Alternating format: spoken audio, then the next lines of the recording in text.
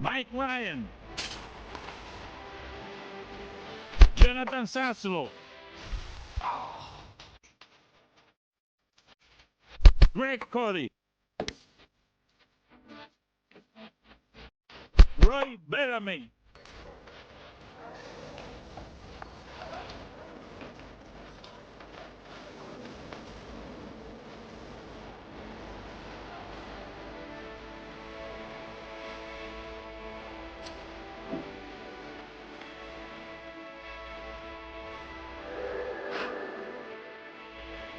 Jeremy Tachet.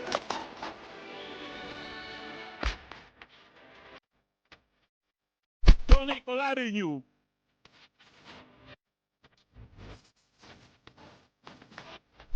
Chris Cody.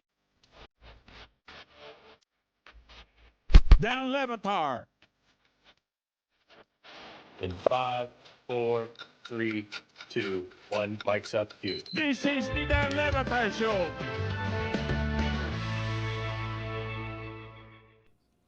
We all survived the alien invasion last night. Alien invasion was predicted right on top of, don't say Hard Rock Stadium, Dominique. It's Miami Stadium. FIFA, they will come after you if you call it Hard Rock Stadium. We were warned about the alien invasion. We're here. We're doing just fine. We'll get an update on the alien invasion in a little bit here. I mean, that's what we think. Yeah. You know, I mean, you've seen lots of alien movies. There's a distinct possibility that you are the only person that's actually here, and all of us have been replaced. Oh. The alien invasion happened. You got your memory wiped. We are now all aliens. You don't even realize it. Do you have a favorite alien movie? I mean, it's Independence Day, hands down. The first or the second? Either Independence Day or Arrival. Arrival's a great alien movie. Arrival is such a good movie. If I'm trying to impress you, I'm gonna hit you with Arrival. It's like, yeah, I love Arrival. I watch it all the time. The ink blots that communicate. It's amazing. A great movie. It's so deep. But actually, if I'm sitting home alone, I want to see Will Smith go at it with them aliens. Arrival's the one you tell Pablo you like? Oh, yeah. Pablo, definitely. I see Pablo. He's like, what's your favorite alien movie?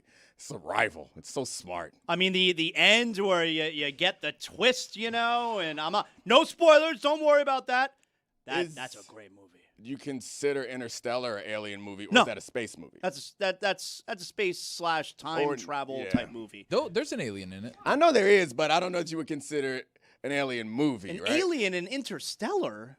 Where's the alien? The alien is when he's in the bookcase, like all the matter and all the stuff that's going around. Do like, you that's an understand the alien. movie? Hey, open your. You haven't open your watched it mind. clearly. Okay, no. You clearly haven't watched the movie. You're showing your ass. All right. There's no alien in Interstellar, and now we know you don't even understand the movie. I think it's too deep for you. I think Tony understands the deeper meaning of Hold the on, movie. Steve. It's too for me. You just said. I think Tony's a little too deep for you. Are you nuts? You're nuts, man. I think Tony's a little too deep. Where's the alien in Interstellar? I'll look it up right now. I'll let you know. Yeah. Okay. Can't wait for that. What's your favorite alien movie? to Don't say be Superman. You're gonna say Superman or something like that. He is an alien. I knew you seem like a curveball type of guy. My favorite alien movie? Uh-huh. Aliens. The Come sequel, on. huh? Yeah, no, the sequel's better. See, the first one is Alien. The sequel is Aliens. That's the better one. Now, I do like the third one. Rock's in the third one. Now, I'm not talking about The Rock. I'm talking about Charles S. Dutton. Rock. Yeah, that's All only right. Rock I know. Yeah, Rock is in the third one, and that's a good one, too. Eleanor. The aliens that construct the wormhole near Saturn and the Tesseract inside Okay, the but the black alien's hole not are in the movie, though. they're future humans that are aliens that are fixing. But they're not in the movie. You didn't hear what I said, obviously. You can't have the movie without the aliens, so they're aliens in the movie. Also, his Google AI search brought back aliens in air quotes. Just say you're wrong. How could I be Just wrong? say you don't. You know what? You don't have to say you're wrong. Just say you don't understand. You got to be wrong when you said like the quote aliens are humans. They're future humans, but they're alien to us. You can't be alien. What to do you guys? us? What do you think aliens are? Just little green men? That's all aliens are? I guys? know they're. Historic- I yeah. know they're little. I know green what they men. are. Historically. Do you like Alien Resurrection? Ron Perlman's in that one. Winona Ryder. Spoiler alert. She's one of like the robots. I'll tell you what though. Alien Romulus. That's a proper alien movie. That's very good too. But to answer your question, Dominique, Aliens. That's my favorite alien movie. I got to be honest with you. I'm aware of all the Alien and Aliens movies. I've probably seen a couple of them. I don't love it. Sigourney Weaver, original heroine, all-time great action movie heroine, right? Sigourney Weaver. She's the OG of female action heroes, right? With the baldy, right? That was the... Well, she was bald in the third one, the one with Rock. Oh. Yeah, because she's in a prison. I feel like that's the one that stands out in my mind. That's the iconic one. That and jumping out the chest. Well, of course. That's the only. Of course. Is Rhea Ripley named after her character in Alien? Because that was like the first ever badass lady hero. You know what? I never thought about that, and I think you're probably right. Because she is, right? You can't come up with another one, right? Sigourney Weaver is the OG action hero that's a female. You had Linda Hamilton afterward, of course, with Terminator, but that's a good 10 years later after Alien. All right. There you go. Woman. I mean, yeah, it's... Okay. All right. Both are true. Yeah, I'm working on it. Oh, yeah, we're all working on it. No one's holding you to a higher standard. Just Got to get better every day. Yeah, every day. You got to work harder. Yeah. If you're not Shame getting on you better, for calling out progress. Yeah. that's on me. Here. So I got to get better every day too. If you're not getting better, you're getting worse, and that's on me. I got to write a note. You're better off saying woman, because sometimes people think female feel like you're talking about He'll file it away. But we can all acknowledge he's trying to get better. He's trying. He took your feedback. And I think it's my fault too, because it is. That's a very specific sector. I feel like the criticism of using female is very hip hop coded. It's like that was a thing that was said a lot. It was like, hey, these females, and I mean, I don't know if you know Zaz. Zaz don't know about the hip hop. Yeah, I try my best. I don't. I'll stop before I'm going to say. And the Grammy goes to the best woman recording artist. And then you're proud of yourself. Yeah, I'm proud of myself, and that sounds so much better and smoother than female recording artists. Oh, ew. Why would I do that? Nice job. No, I wouldn't do that. I'm an ally. Recording artist, that's a woman. So you could hear Mike Ryan is back today. Yay. Mike Ryan spending the last few days in Guadalajara. And before we get to your World Cup updates there, I do want to update you, Mike Ryan. Giannis, he's on the Heat. I saw that. Saw that. And it's pretty much just him at this point. Are you excited? Like yes, hugely. We checked in with you a couple of days ago when you were in your hotel, very luxurious hotel, may I add. But let's get some real reaction here. Yeah, because Are you excited? Yeah, I didn't want to be a guy that immediately goes to negative town after they do what we've been begging for. Everybody else did that?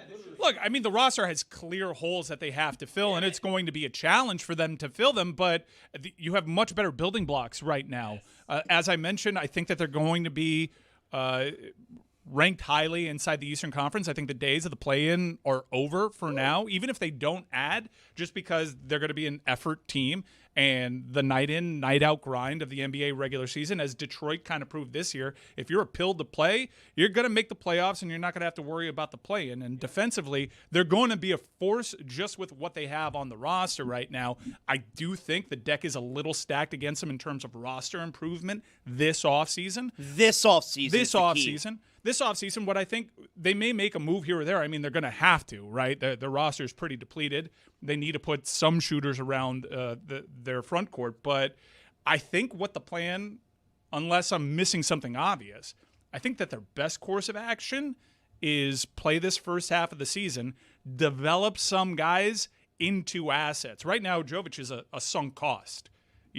And right now he's going to have to play. Yeah, he's going to have to play. I mean, there's not many guys on the roster. By the way, shout out Trey Donaldson, signed with the Miami Heat, 2-way contract. He plays the kind of style that really fits this mold. I mean, you don't want to play the Miami Heat. From a defensive standpoint, it's going to be really hard to go up against these guys. That part is obvious. But I think the plan here is develop some guys, see what kind of value you can grow inside of individual players, and then wait for LaMelo Ball to just blow things up over in Minnesota and go all in on Edwards?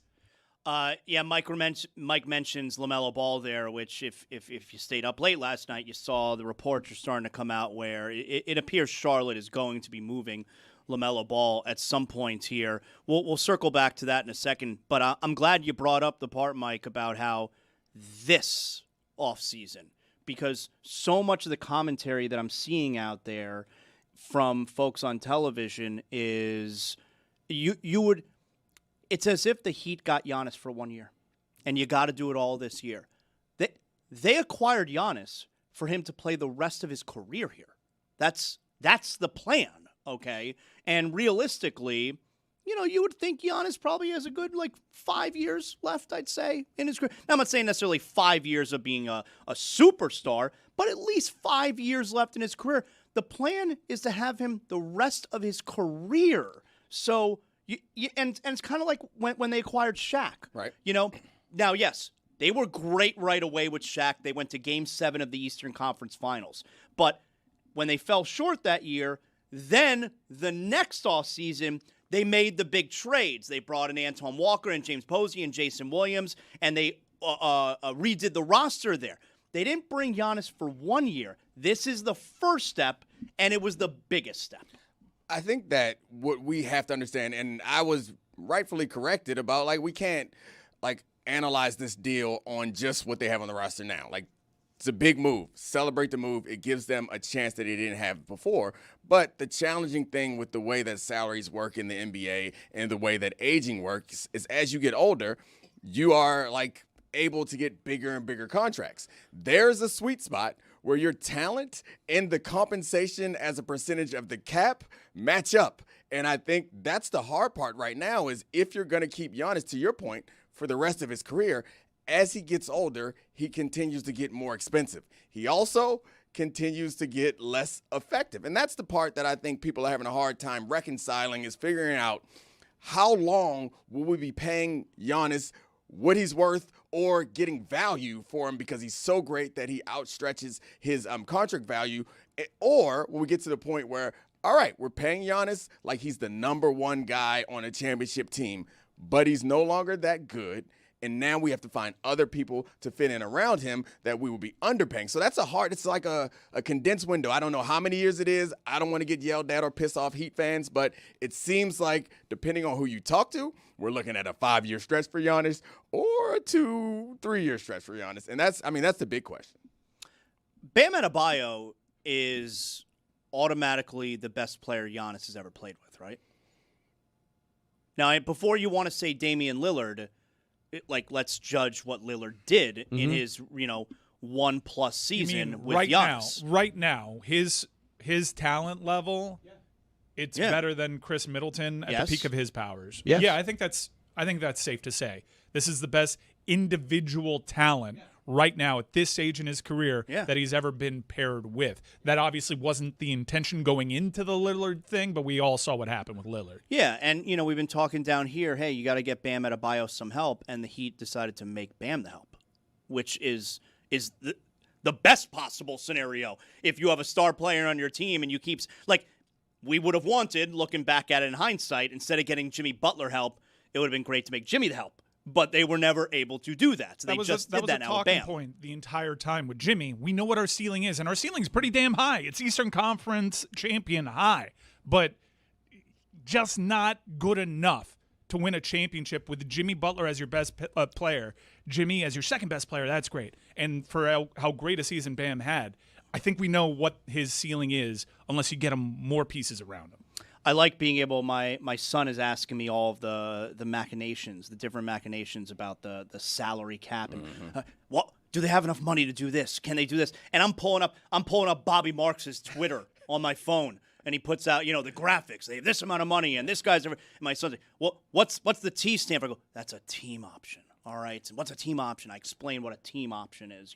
Go what. Why would Andrew Wiggins not want $30 million next? I go, because maybe he'll opt out and the Heat will give him more money over more years so they get to spend more money this year. I like being able to explain that stuff to my son. Yeah, becoming a modern sports fan is also kind of like becoming a bit of an accountant. It's so much more complicated now. It's like it's still fun. It's a different type of fun, but realizing what your team could do and hoping that that players will cooperate, like it's a little bit fun, but it's also a little stressful. Like I miss the old days of the NBA where it's like, actually, you can do whatever you want as long as your owner's willing to pay. Like that feels like a much better place to be when you have a superstar. I think the exciting proposition outside of finally making the big splashy whale acquisition is there's also a distinct possibility that Giannis can recapture previous form. Yeah. I think we've probably been a little too hard on Giannis a little bit, me in particular, Splash. just because they kind of checked out on this season, and he certainly checked out, and he did a lot of off-the-court stuff that I hope gets buttoned up a little bit because there was a lot of diva behavior that I'm not sure fits in right now, but the Miami Heat can make some concessions We there. could have said the same things about LeBron when LeBron got We here. did. We did, although like this one's gotten a little uglier, and we'll see how he reacts to Miami after finally getting his way, even though publicly it wasn't really his way. He was kind of caught in this in-between, still trying to stay popular in Milwaukee. But I do think that if Giannis is the guy that he was a couple of seasons ago, we're having a different conversation. I think we're all talking about the Miami Heat, expecting that the best of Giannis is probably behind him. And this is a franchise that has prided itself on development. Why and do you say the best of Giannis is probably behind us? Because he was unbelievable in an NBA Finals where everyone thought his leg snapped, and then he came out and put up like all-time performances. Like it's a high standard. It is a very high watermark. You're talking about one of the most impactful forces in the history of the game. To hold him to that standard, north of 30, I understand why that's a tough row to hoe.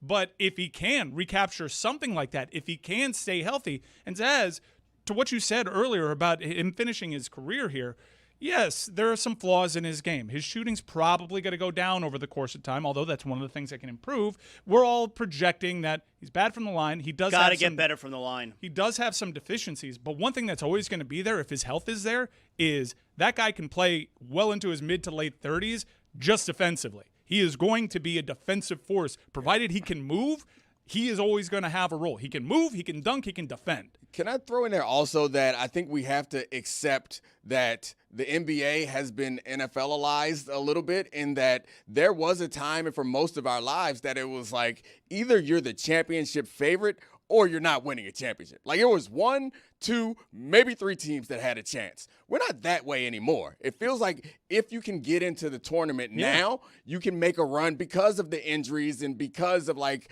the harder cap, like the team, the talent is a little bit more spread out. So I feel like if we are projecting that Giannis is at his best and this team is able to build up a little bit around them, they're going to get into the playoffs. Obviously, everyone gets in the playoffs who wants to be in the playoffs in the NBA. And then it's like you actually have a better chance than you have in the past. And I think it's taken us some time, or I can speak for myself, it's taken me some time to accept that the NBA Finals is not the foregone conclusion that it used to be. There's parity in the NBA, like complete and utter parity. Last 8 champions or 9 champions have been a different team, right? Like that used to never happen. We saw the Spurs win 5. We saw the Warriors win 4. We saw the Heat win back-to-back. Like that doesn't exist anymore. Now, like you said, Dominique, if you get into the tournament, there's a chance that the war of attrition in the West, that if people get hurt in the East, all of a sudden you're in the NBA Finals. You're like, how did we get here? We just beat kind of nobody, and like now we're here and we're healthy. I think the Pacers making it to a Game 7 last year is like the best possible example of that. And like you don't have to go far, just got to cross the street to see a team that's like made deep runs with a low seed unexpected. So I think that's part of it. I'm having a hard time realizing that like normally in NBA history, I know who won. I know that it's going to be one of 2 or 3 teams. I wouldn't have picked the Knicks before this season started. I think most of us wouldn't have. So I think that's another part of this that we have to kind of wrap our heads around, and that adds to the excitement. Like I'm a lot more excited about this team when I look at the recent history of NBA champions.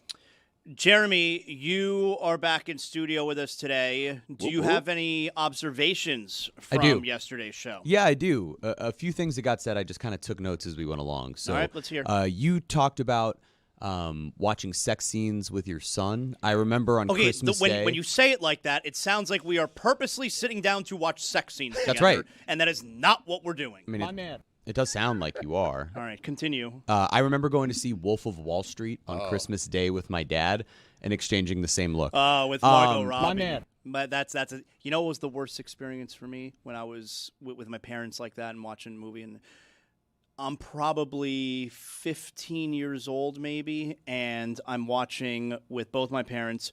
We're watching at home Silence of the Lambs. Obviously a all-time great movie, but the scene where Buffalo Bill shows his mangina, that's tough with your parents. That's tough. Did you look over like? No, I try and just like I'm trying my hardest to pretend I'm the only one in the room. My man. Dom said holding space, and it just always makes me think of the Wicked press tour where Cynthia Erivo was holding Ariana Grande's finger. It was a very weird thing. My man. Do I, as you say, Dom, got the lev? My man. Yes. Wow. Really? I ain't got no lev. You don't think I was born with the lev? Upset. I think you have the lev depending on where you are. I feel like if you are like when he's at Lone Depot Park, he's got a lev. Oh, a lot of lev at Lone Depot. Lot of lev. I feel like I'm looking at you today, and I'm like amongst like college students, nerdy, like the Ivy League, the super nerdy. They look at you and they're like, "Hey, that guy's cool." Oh yeah. Yeah, I think that. So my man. All of us in different. So there's plenty of circumstances where I don't got no lev. There are other circumstances where I'm leved up, and so you just got to be in the right circumstances. I think here in this building, it's tough to get some lev. That's fair. That's fair. Thank you, Zaz, for giving Tyler Hero his flowers. My man. Roy bringing Still doesn't up make it the all-time roster. Though. Roy bringing up the idea of the trade being rescinded because of a physical. Roy, I hate you. My man. Dominique, you were issued a penalty and you apologized to your family. It's pronounced flamily, and that was a mistake by you. What's it called when you're racist against aliens? Republican. Uptown Pale is one of the funniest things I've ever heard you say. My man. You guys think I have too much enunciation, but then we're making fun of me for not enough pronunciation, and I'm just feeling some consternation. Flamily. So I thought this isn't 5? First time I've ever heard Dominique sound insecure was talking about looks maxing and mogging, and you were actually right about what you were saying, which is wild. My man. Jessica's Internet Minute, just bad day for me not to be here. Talking about Club Chalamet. My I man. knew exactly what she was talking about, unsurprisingly. And I found it very interesting. 2 of Juju's most influential fans were Steve Bartman and the Purple Shirt Guy. And those are both South Florida things. Like, we've had some really weird fan experiences. And man. Dominique, you won't believe the Heat will win until they have a closer. Sir, can I interest you in LeBron James? My man. So you're doing the thing, right? Oh, yeah, I'm doing the thing. You're doing the thing that you can't rule it out. Well, it makes sense.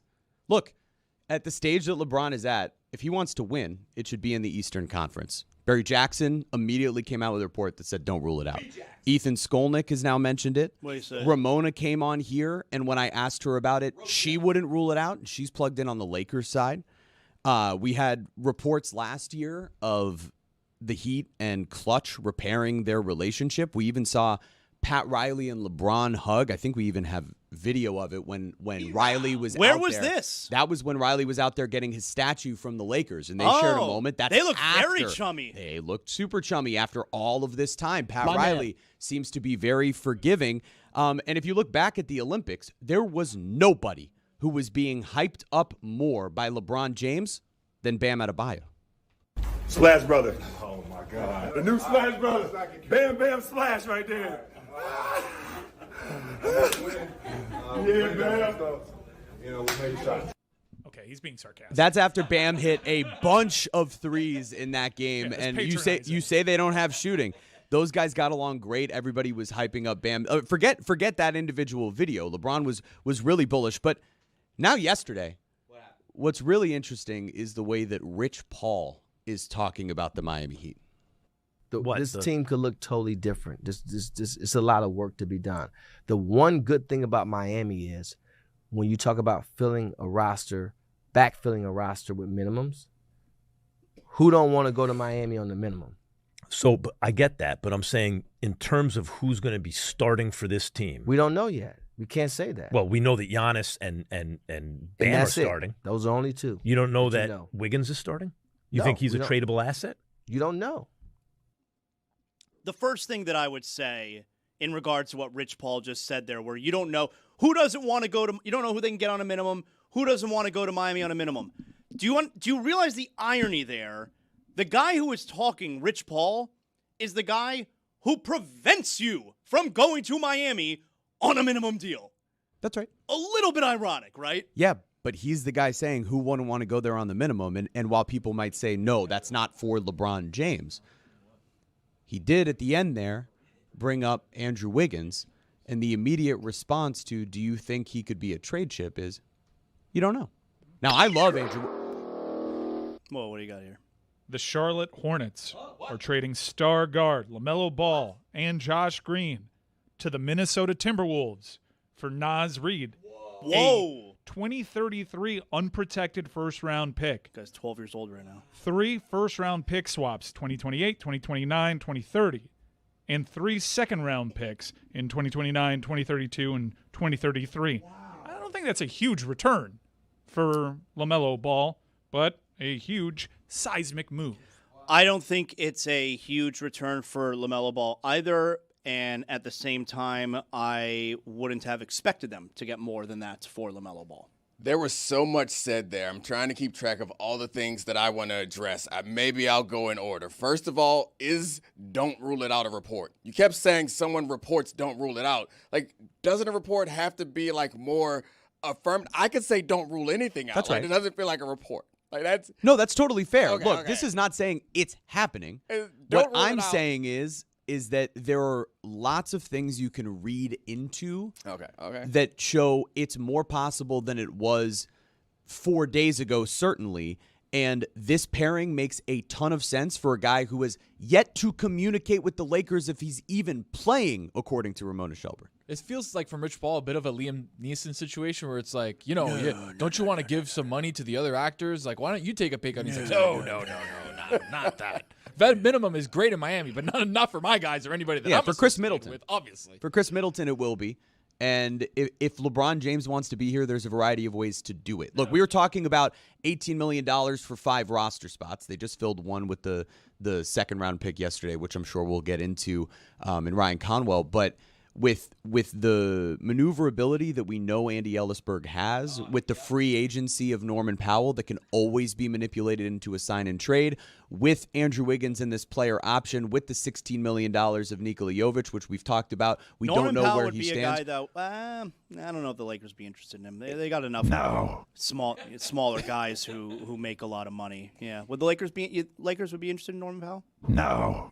Yeah, they want a center bad. Now they were interested in Khalil Ware, and that deal's not official. Yeah. So, again, we can discuss what ultimately happens here. I mean, they were talking about maybe going after Jared Allen and LeBron in Cleveland. Yeah, he could end up in Cleveland. I got a report. Or Golden State. Don't rule it out, LeBron in Cleveland. Don't rule it out. No. Who I'll say don't rule out LeBron in Golden State. Oh, don't rule it out anywhere. The other thing, I know the point of the Rich Paul clip was to get into the LeBron discussion, but what jumped out to me on that clip was the glasses situation. How Rich Paul and Max Kellerman both had lenses in their glasses that had different gradient of color. Like, what does that say about you? If you got the complete dark ones, or you got the blue shade, or you go with the Jeremy, the clear shade, always indoors. Because, Jeremy, I know those are personality glasses. That's just so you look cute to No, I wear contacts. Remember that was a trend for a little while with the NBA players who were in the postgame. Dwayne Wade was one of the guys in the postgame press conference where they would wear the glasses, the clear ones, but they were non-prescription. Yeah. Like it was totally just for show.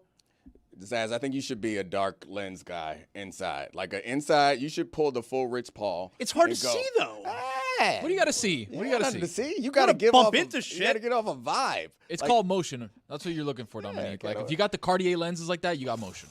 And I feel like Chris is a blue lens guy. Of the people here that I think could pull off the Max Kellerman blue tinted lens, Chris Cody could kill it. It's not you, Jeremy. No, I can do it. Yeah, No. Jeremy, No, with these glasses, it's like, are you a hot, nerdy woman who read a lot of Twilight in high school? Oh. Here you go. That's my wife. Perfect. Smoke show. So last night was the second round of the draft, which I think it's enough already with the second round being 2 days. You did it the 1 year because, there's got to be a standalone day for Bronny James. And you want to prove that wasn't the reason why. So we've done it 2 more years, and it's enough. We don't need the second round. It's its own day.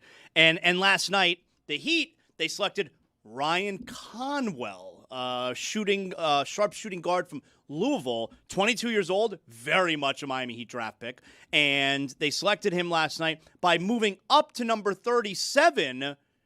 And the funny part of this, the part that I really enjoy, is apparently Boston wanted to select Ryan Conwell at number 40. The Heat were 41, so the Heat jumped Boston to 37 to acquire this player. So, by my count, over the last few days, the Heat own the Boston Celtics again. All right? The Heat own the Boston Celtics again. They beat them to the punch and acquire Giannis. The Celtics could be in a tailspin right now because of the Jaylen Brown situation, because the Heat are the ones who got Giannis. And now, a player that Boston wanted to draft last night, the Heat jumped the Celtics and selected that player. We back up. Are this day 2 guys, the second round guys? I get it. You boxed out the Celtics, so that's nice. And I listened to Jeremy this morning try to convince me that we're looking at a real contributor. But how often does that happen in the NBA that you get a second round pick that contributes? I know he's older, so maybe not more development, but it just is so rare. It's hard to get excited about a second round pick for an NBA team. I can tell you of one, Kendrick Nunn, who was a rookie for the Miami Heat after going undrafted, a left-handed, undersized shooting guard who finished second in Rookie of the Year voting after going undrafted. And what they've talked about here with Conwell is that not only is he a strong shooter, there were, I believe it was No Ceilings NBA insinuated that he could be the best day 2 pick in the NBA draft. But he's a sharp shooter, which is what they needed. He's a developed player. And he's physical. And that's something that's really important in the Miami Heat. And Bobby Marks himself, well, let's listen to what he had to say. When you look at the Giannis trade, they have hard capped themselves at the first apron. Yep. They have 5 roster spots available, basically $18 million to fill 5 roster spots. You get a player on a $1.3 million contract. He can help you out with your depth. I met him in Santa Barbara when I went out and interviewed him. I talked with the people at P2 who do all the athletic testing. They compared his numbers to Anthony. Oh, wow. That's quite a comparison. High-level athleticism here, and he'll fill certainly a void in that Miami bench here, especially at the 2 guard. How you load it? I'll take an Anthony Edwards comp. There you go. That's insane. How about that? People got to talk so much during draft coverage, man. They say some wild shit. That's insane. Speaking of wild shit, I'm gonna first start with admitting that I'm embarrassed of something that we didn't talk about yesterday. And 2 nights ago, so this, first of all, it's on me. This should have been something that we brought up yesterday. We are a day late. I'm a day late on this, all right? I am embarrassed about it. But that's not going to stop us from bringing it up now because it's become a story. How good the Miami Marlins are and the fact that they have I'll give you your chance. Third best start in Miami Marlins history there. Through the halfway point of the season. He said settle down. That the other 2 times they made the playoffs and once it was the World Series. Settle down. I'll give you your opportunity. So, Dominique, 2 nights ago, the Marlins have the most home wins in all of baseball, by the way. Like best home field advantage in the sport. Let him finish. I'll give you your chance. Stop talking. And 2 nights ago, Sandy Alcantara was on the hill, and he became the Marlins' all-time leader in strikeouts. That's a big deal. It is a big deal. He surpassed Ricky Nolasco, and he is the franchise's all-time leader now. Wow, you're right. It's crazy that you were late to that. Awesome story. What's the next story? You're going to lose your opportunity to say the fun stuff, all right? Watch yourself. So Sandy Alcantara, he gets his 4th strikeout of the night, which makes him the all-time leader in strikeouts. That's an awesome moment to be a part of as a Marlins fan or player or anyone in South Florida. That's a momentous occasion. Well, no one in the ballpark knew. Huh? No one in the ballpark knew. Who what? And as a result, he gets the strikeout, and the Marlins manager, Clayton McCullough, he starts clapping, as you should, because you'd figure it's a tip-of-the-cap moment. But the only people who are clapping and acknowledging and cheering for it are the Marlins manager and the guys in the guys who are left in the dugouts. And you wind up seeing Clayton McCullough, the Marlins manager, is kind of like egging on the crowd, like, can you give it up? You know, but no one knows. And eventually, like 45 seconds later, they flash on the screen that Sandy Alcantara is now the Marlins' all-time leader. And then, you know, the crowd, all in unison, all 4,000 people, they stand up and they clap. Okay, I'll let you chime in real quick. Was it more than 4,000 Yeah, people? it was much more than 4,000. Very good. They all stand up and they cheer and they acknowledge. And give this a listen here. So Tommy Hutton, who we love on the Marlins television broadcast, we love Tommy Hutton. And he took aim at the fans for needing to be told that this was a record that was just broken. Yeah, he did. He struck him out. And there it is. Sandy Alcantara stands alone as Miami's all-time new strikeout leader. They haven't really acknowledged that yet here in the ballpark. He knows. I think he was aware of that coming in, and he looks around to see if they put on the scoreboard. They did not. They still have the count as 1 ball, 3 strikes. Look at Clayton. He is not happy, and neither is that Marlins dugout. They're telling the fans to stand up and applaud Sandy. Appreciate it. Appreciate it out there. See, the problem I have, most of the fans here tonight should know that without having to look at the scoreboard. And now he's doffing his cap, so the fans in the know now.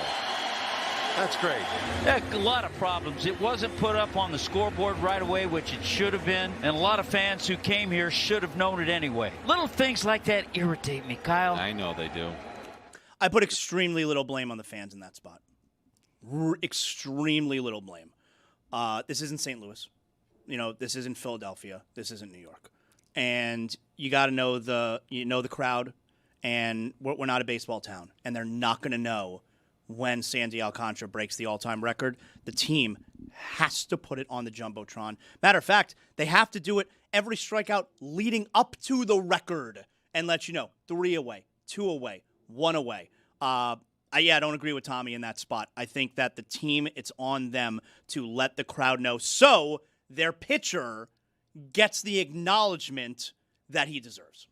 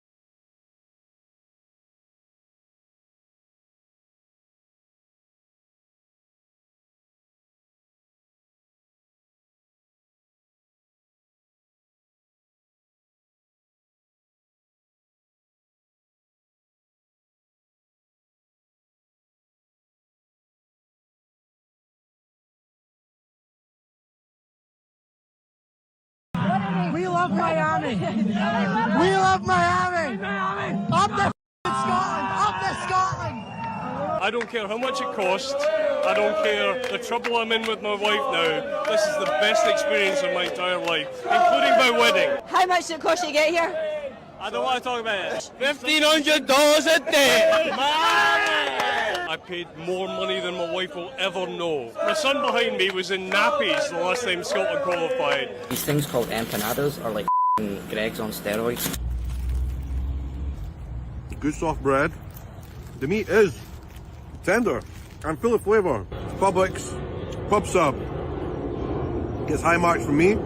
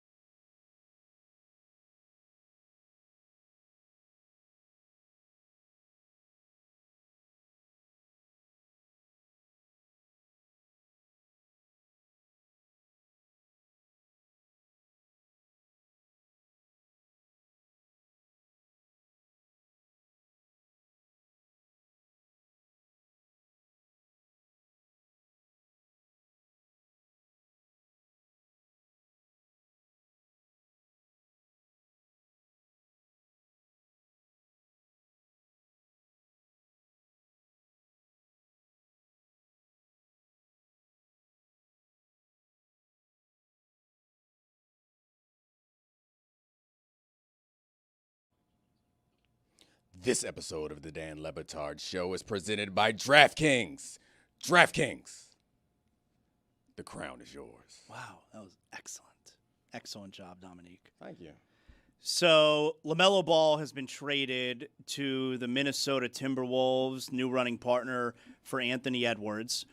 And Naz Reid goes back to Charlotte, and an unprotected first round in 2033, which, if you want to do the math right now, whoever they select there is currently 12 years old right now. That's right. That does open up a whole new portal to improve this roster that I hadn't considered. Trading picks from a decade from now.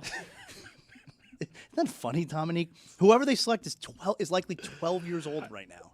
They did give up a lot of picks for Rudy Gobert, so I was wondering how, when I heard that they were in the mix, I'm like, do they even have picks to trade? Yeah. I didn't know that you can do so from the, well into the next decade. So this is interesting. Go ahead, Dominique. Can I ask a question? So you're very distracted, I could tell right now. Oh, no. I'm not distracted. I think what's distracting me is I'm trying to understand the reason for this move. It seems like this time of year we see all the teams addressing the issues that they had last season.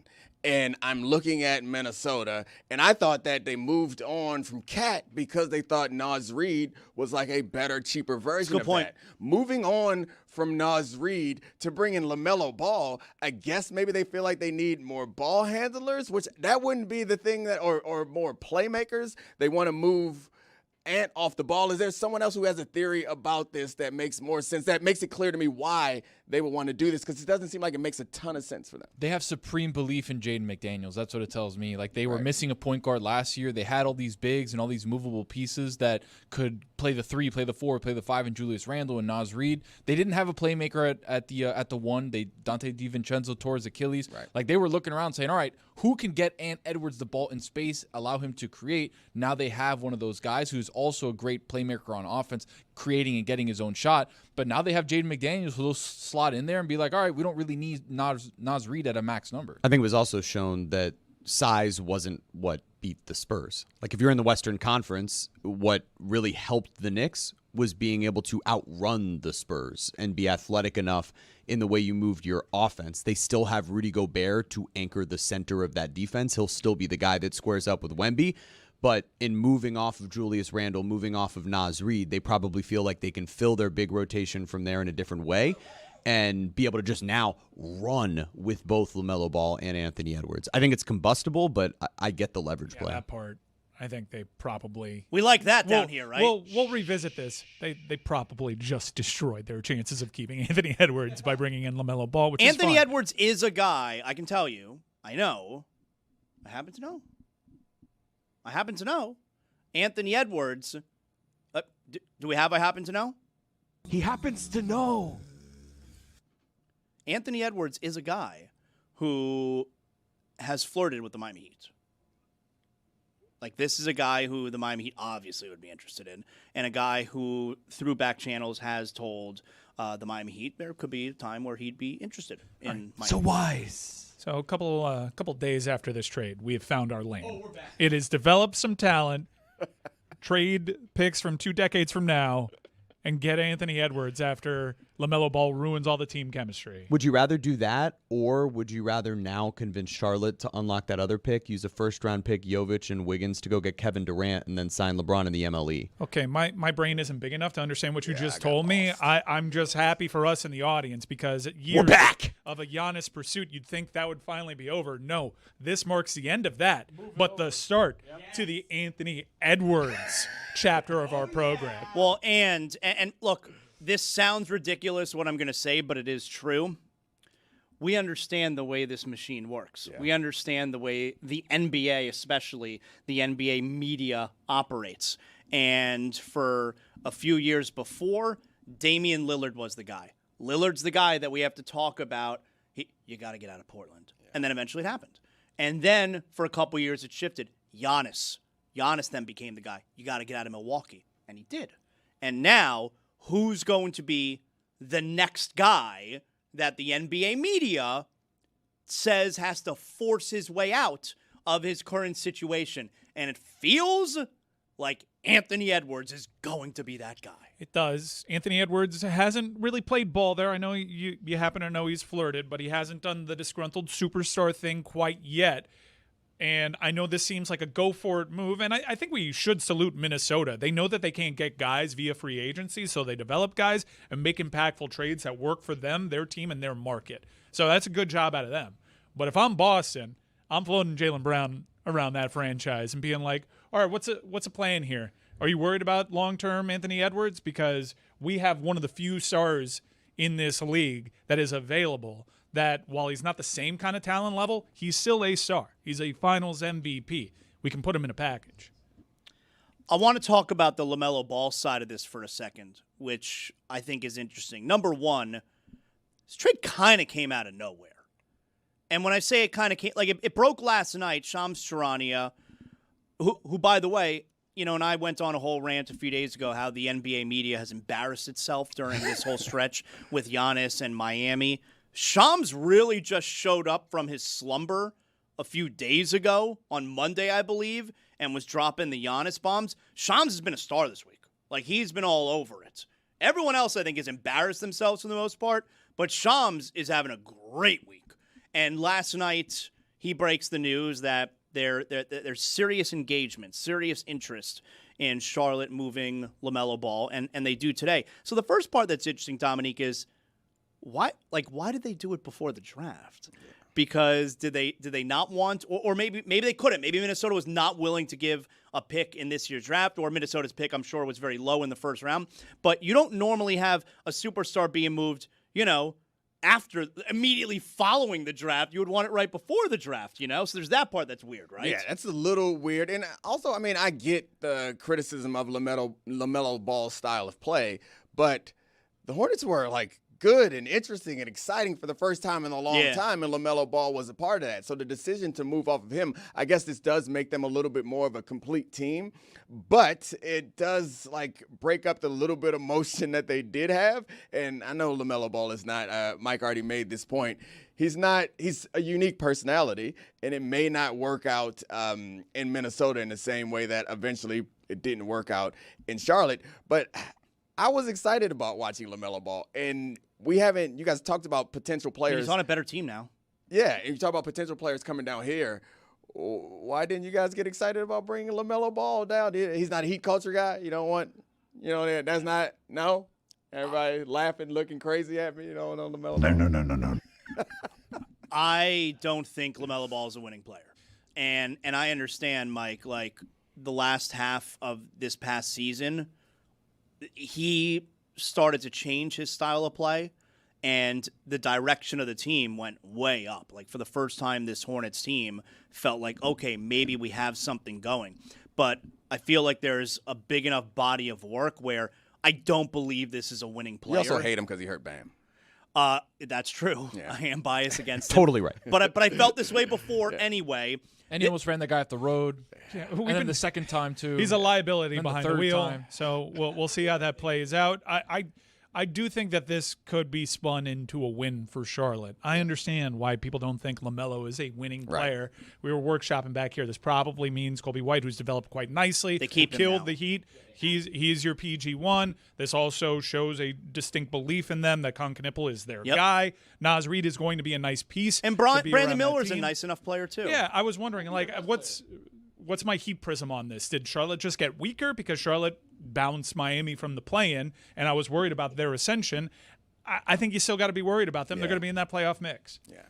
I got to be honest. If you're not watching on YouTube, please, just for today. Like, I don't know if you could sense that I've been a little bit distracted so far, but I can't look as What? I can't, man. You Look at me! Look at me! You look like a 60-year-old Fred Durst. It's the glasses make you look like if Ben Franklin had a mixtape. It's insane. I love it. It looks great. I've never worn glasses before. This is my new look now. I'm wearing glasses. I always like when my wife wears glasses. She normally wears contacts, okay? But every now and then, I guess she gets, she doesn't want to put the contacts in, pain in the ass, and so she wears the glasses. I like when she wears the glasses. That's how my wife reacts to me when I do what I'm doing right now. She doesn't like it? No, she loves it. Yeah. Loves it. Yeah. I like a girl that wears glasses every now and The then. chat says you look like an insurance salesman that DJs in his free time. Right, but I'm not. I'm a sports talk show host. No. You got a mixtape coming out that's called High as a Kite. I like this. This might be my new look. I'm not sure yet. I'm still workshopping The a glasses little bit. have motion, Zaz. I like it. Yeah, man. That's what I'm saying. The combo with the baggy back. Who has a baggy backwards hat? It's great. Well, it's a little bit baggy?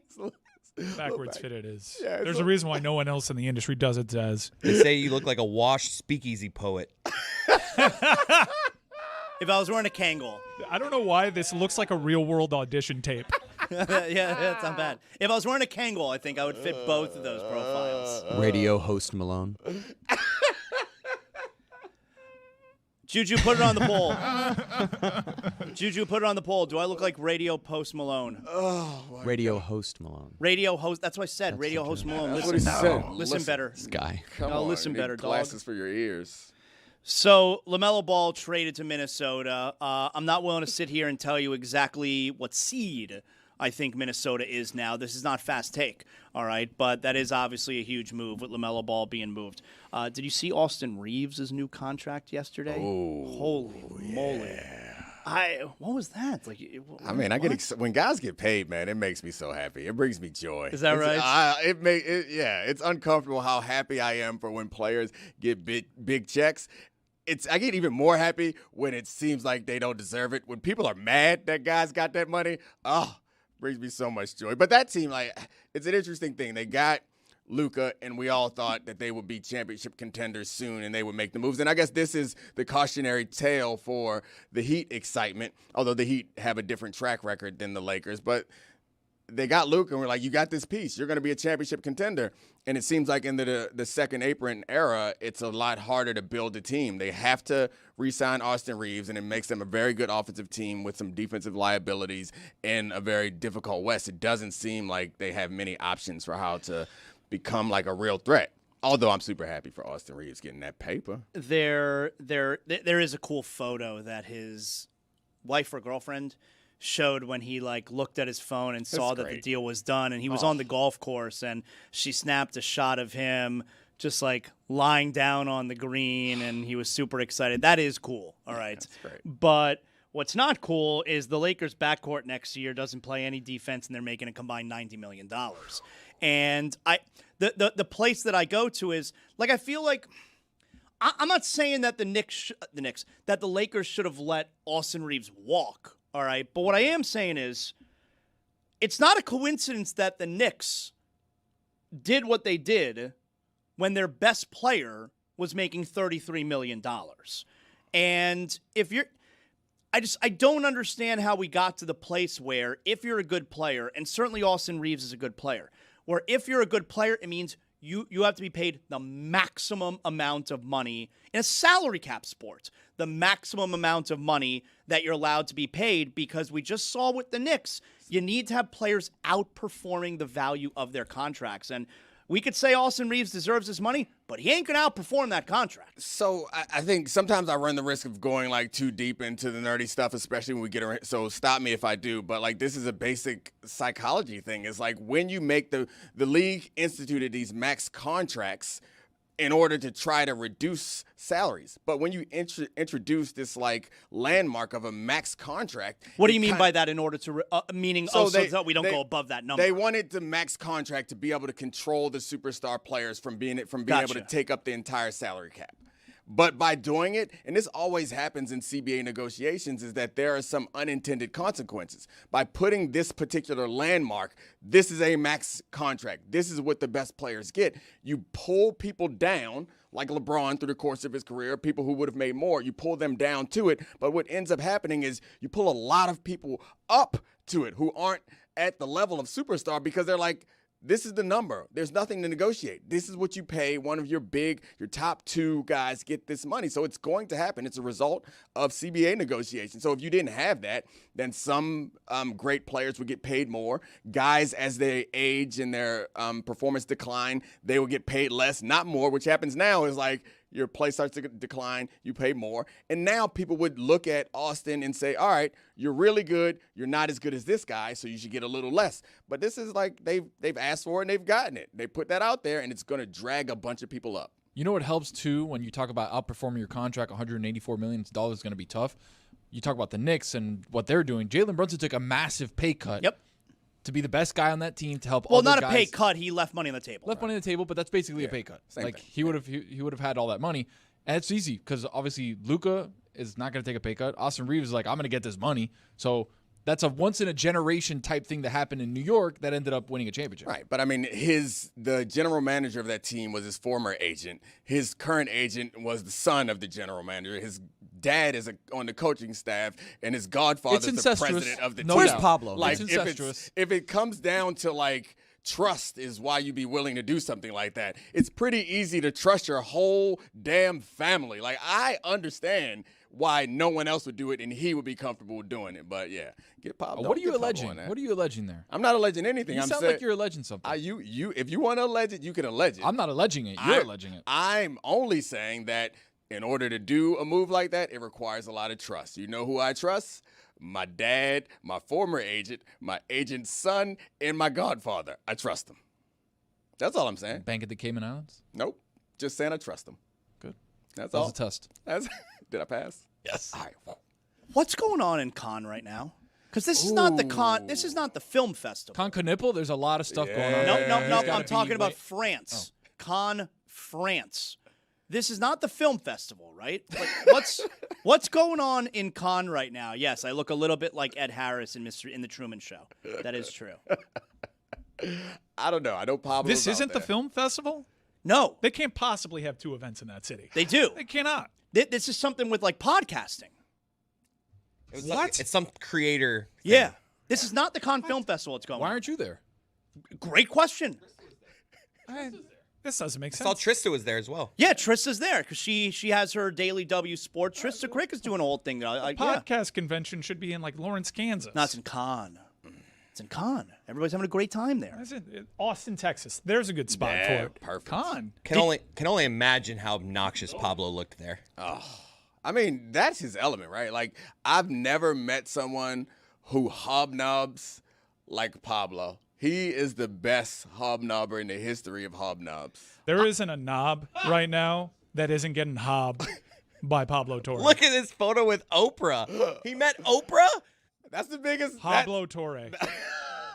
That's the face that Pablo makes for the video audience who can't see it. Crazy. Like that's the face that Pablo makes when he's taking a photo with Oprah Winfrey. You get one picture with Oprah in your life, and that's what you look like. That's the face?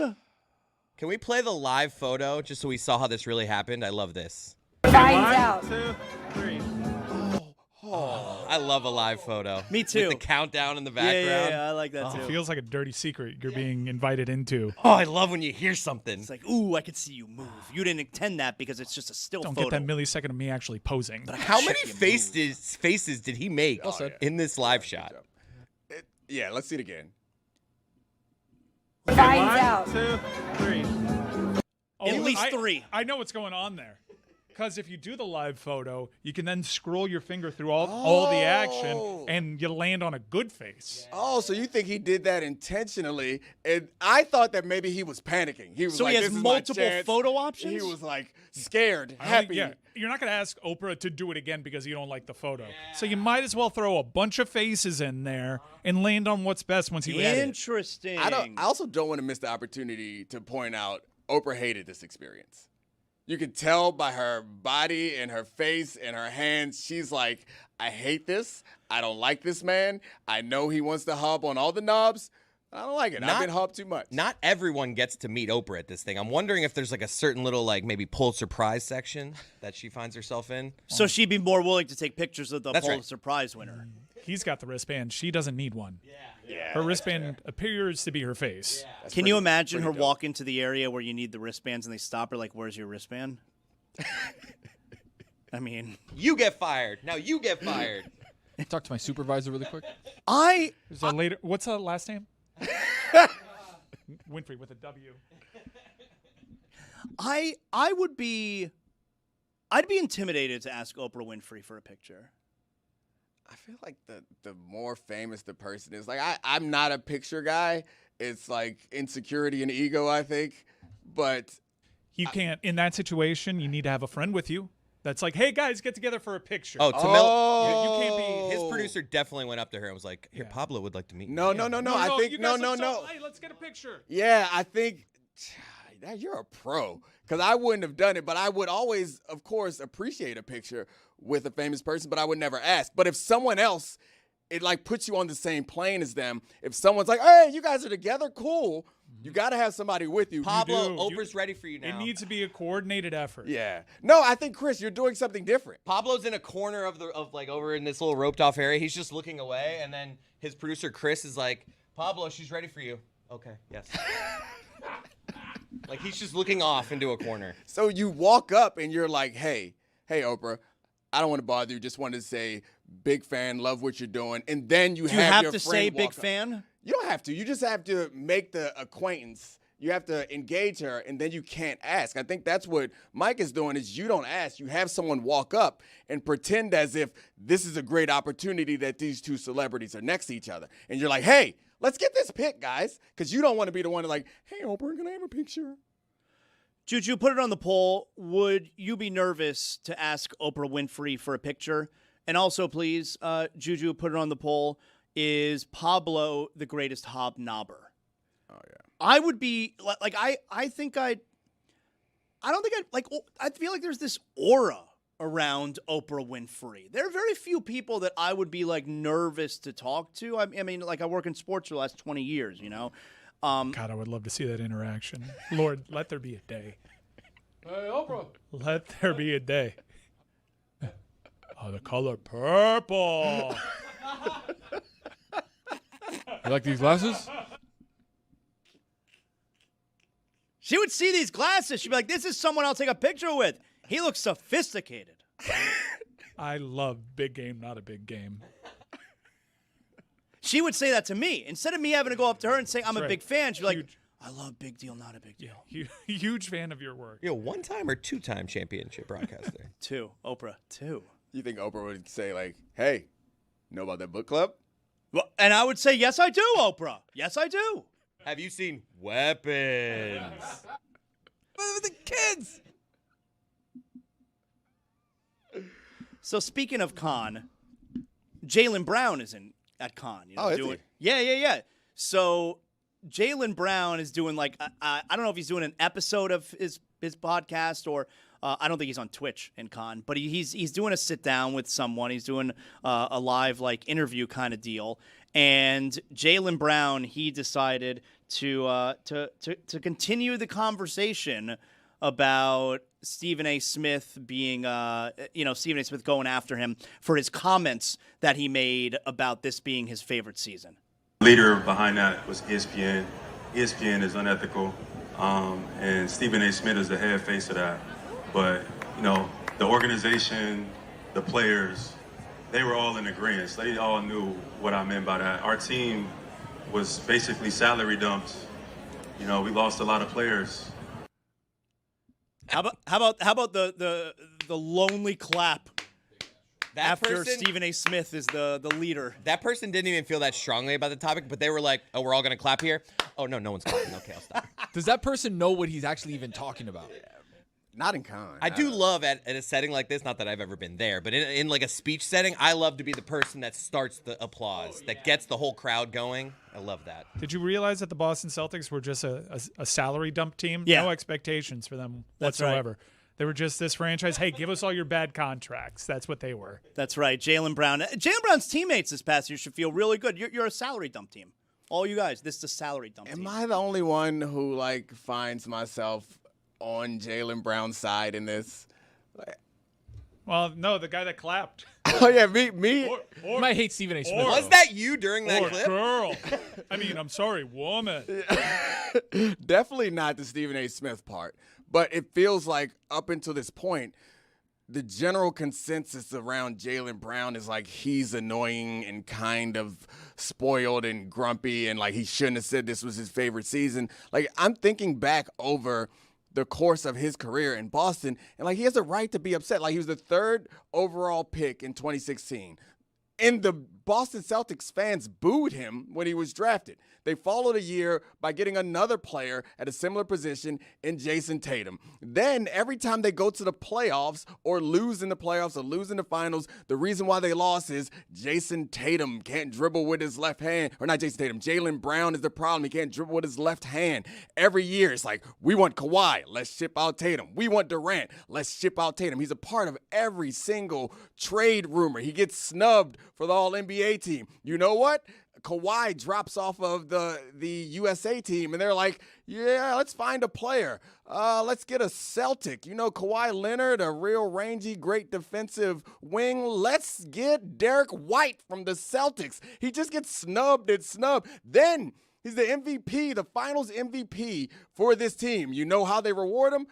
What that Giannis looking like? We got a Jason Tatum for that Giannis. And then the man does a couple Twitch streams, and we're all like, he's kind of mean. He's selfish and whiny. I would be upset too if I did all of this stuff and no one seems to want to appreciate me and they want to ship me out at every chance they get.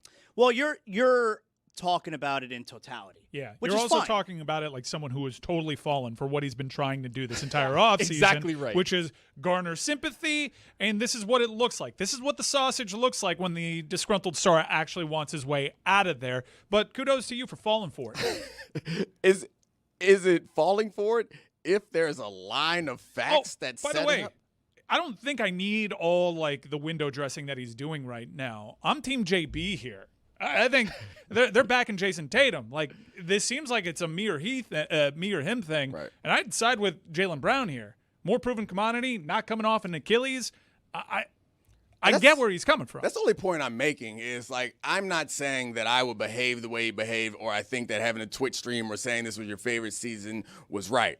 I'm just saying that we are missing the point. While we focus on the way that he demonstrates that he feels underappreciated or disrespected, maybe you don't like that.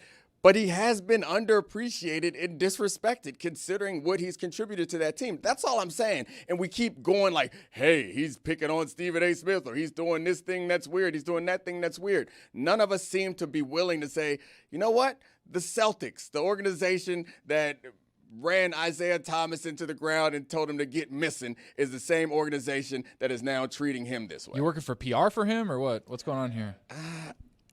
Again, no one is directly refuting anything I'm saying. We're just going these sideways. You made good points. You made good points. That's also all. Points that he would make, right? So you want to make the points that Brad Stevens would make? Knock yourself out. We're all making points that one side or the other would make. I just happen to be on the side of the people. Oh, I'll refute the part about and defend essentially ESPN and Stephen A. Smith in that. Me too. I love spot. ESPN and Stephen A. Smith. He's dead wrong about that. But I'll refute the part from Jaylen Brown. I'll refute the part from Jaylen Brown where he's calling ESPN and Stephen A. Smith unethical because they took, like, he's doing the move where he says something and then if other people react unfavorably to the thing he said, that means it was taken out of context. No. Yeah. We heard what you said. We watched the whole thing. You claimed that a year that ended in embarrassment. For the first time ever, the Celtics lost a series after leading 3-1. You called it your favorite season, when just 2 years prior, you won a championship and were finals MVP. But this one was your favorite season, a season also, mind you, when all these years it's been Jaylen or Jason and do they get along and can they play together? Your favorite season wasn't when the two of you won a championship together. This is not being taken out of context. You said this. Your favorite season is the one where Jason didn't play and you got to be the man. So to me, that sounds like you've decided what side you want to be on and you found the thing to grab onto and make the point. Because I think that considering the track record, I won't run through it again, that I just gave you, it's reasonable. Maybe he shouldn't have said it, but it's reasonable for him to say that at every turn, even after I was the finals MVP, that felt like a notch in the belt of Jason Tatum. We still talked about Jason Tatum. Jason Tatum did an offseason interview where he's like, I'm chasing people like Larry Bird. He's thinking I was the 3rd overall pick also. I was the wing that put the finals in Boston again, that brought the Boston a championship again. I'm the guy. And at every turn, they're like, you're the guy that will ship off for a better guy. And he's like, no, I'm doing the things that you want him to do. I'm doing it. The 1 year that he's out, you know what? We're a 3 seed. It's not just him out. We lose Porzingis, lose Drew Holiday, lose Al Horford. We lose all the pieces. And everyone's like, Boston, gap year. Maybe they'll get a high pick. You know what? We're 3rd, and I'm in the MVP conversation. And then the result of the offseason is maybe we'll see if we can ship him out of town. Okay, maybe he shouldn't have said exactly what he said, but the point is, if anyone in all of this is wrong, I don't really think it's Jaylen Brown for his reaction to doing all the shit you said he couldn't do. And then you say, all right, if you do all this, we'll treat you like a superstar. We'll treat you with the respect that you deserve. He did it all. He got better every offseason. He addressed the issues. And then he wins a championship. Tatum gets hurt. He balls out. And then in the offseason, they are dangling his ass around to trade again. And he's pissed. That's all I'm saying. He's right to be pissed. That's it. Dominique, all that stuff agreed with. Okay, fine. The issue is we don't know what he's like on a day in and day out basis inside that locker room, inside that front office, inside that building, right? If you have all of those medals and all those accolades and all those things, but you're still an asshole. I'm not saying he is, right. But I'm saying if you're somebody that people don't want to be around in the office, like it's tough for you to stick around. Let's stop making him Manny Diaz when Miami was approaching Mario Cristobal. He was dangling that ass on his own. I think so. I guess my point is now you guys are willing to say, all right, the way he's acting, it's okay for them to shop him. Why don't we extend him the same grace that we are extending to the team? But it's okay what he wants. It's his intention to be dangled. He wants to be the guy. And he gets to point a finger at the team saying, oh, this is unfair, garner sympathy. This is what the superstars in that league do. Outside of James Harden, this is how you garner. They want to be victims here. So that's fine. But it feels like to me that we're more critical of Jaylen Brown for doing that thing than we are of the Celtics for saying. So I assume that Jaylen Brown was not this difficult to deal with. I think that some of this is a part of who he is, and some of it is a part of the way that they've treated him. We don't treat other superstars this way when they want to dangle that ass. And we do not treat teams this way when they want to dangle a player. That's all I'm saying. The issue with us, at least with me, is I feel like Jaylen Brown always tries to be the smartest guy in the room just to ask him about it. Right? Like he's trying to outsmart everybody at every turn. That's like fine. You've on the court, you've done what you've needed to do. Granted, you've been incredible. You worked on your game. You actually ended up getting a left hand. You became finals MVP. You helped the Celtics through a team that are a bridge year where they thought they were going to be a lottery team and you got into the playoffs. But then you lost to the Sixers and Joel Embiid and the carcass You're of right. what they had. And now it's all of a sudden like, oh, now I got to get out of here because I want to be the man. Like when you try to outsmart everybody all the time, people kind of lose the like on that. But to Jaylen Brown's credit, like he led them to that, and then Jason Tatum came back, and then they lost in the first round as he deferred to Jason Tatum throughout at different moments. He deferred to him throughout their championship run, but then he stepped up in the finals and won finals MVP. And ultimately, all he said was this was my favorite season I got to play as the lead guy and as a team that overachieved. They had a ton of expectations every other year that he was in the league with Jason Tatum. This year, everyone said, oh man, maybe they're going to be a play-in team. And then he led them to more success than they anticipated. That's allowed to be a fun year, even if you fall short of the ultimate goal, especially if you've already been a champion. I feel like the way that we're treating him, in the way that he's handling this, and the lack of credit that he's getting in Boston, it feels more like Kevin Durant in the way he was treated with the Golden State Warriors, where it's like, you're not our guy. You're not our lead guy. We're going to heap the credit onto Jason Tatum regardless. And Jaylen Brown, I said it 2 weeks ago, he should be asking out, and he's not even doing that, Zaz. Jeremy, it's not allowed to be his favorite year on the franchise that routinely tells you the only banners we hang, not division, not conference banners, are the championship banners. Totally fair. Like that's totally fair. No, that's totally fair. But it can be his favorite season. Like, it's fair to say he didn't meet expectations, and it's not their favorite season as a team. He did individually. So I think all I want is for everyone to accept what Tony said. Y'all don't like him. You're looking for a reason to pile on him because you don't like him. Oh, I've got my reasons. I like him. That's what it comes down to. I had my reasons. And I could understand that and accept it. I think the part that frustrates me is the move that Zaz is doing. And it's not just Zaz. It's like, we're going to focus on this one thing and say, this is the reason. No. Like, it's because you don't like him.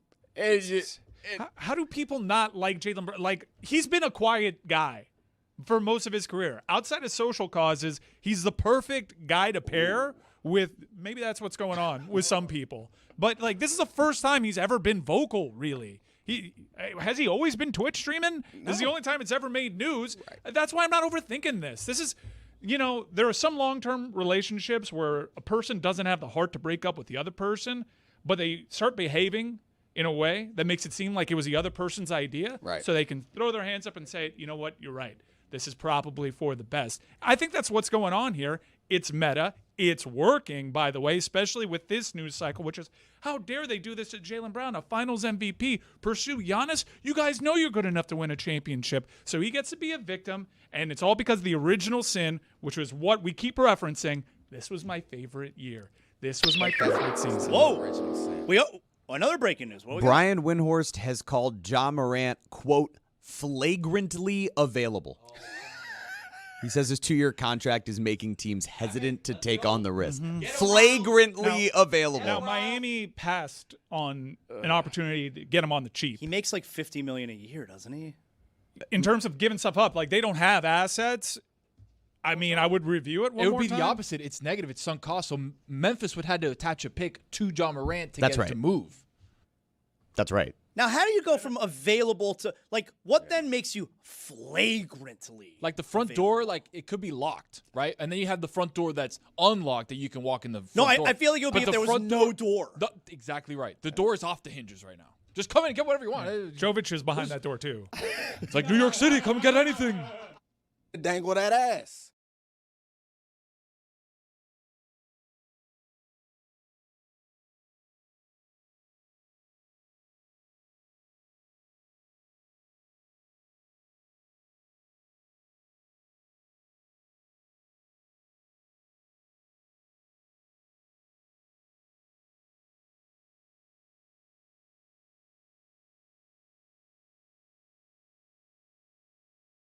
Do you like breathing hot neck on the neck of hot? Wow. Are you turned on? Do you like dangling? Breathing hot neck? What's going on here? Do you like sexy breathing hot neck? You have been dry humped. Many, many times. Intimate. You have been dry humped. Wow. Many, many times. Little pelvic thrust situation. I like that. Have you ever consoled a naked man before? What does it feel like to get dry humped? SLPP.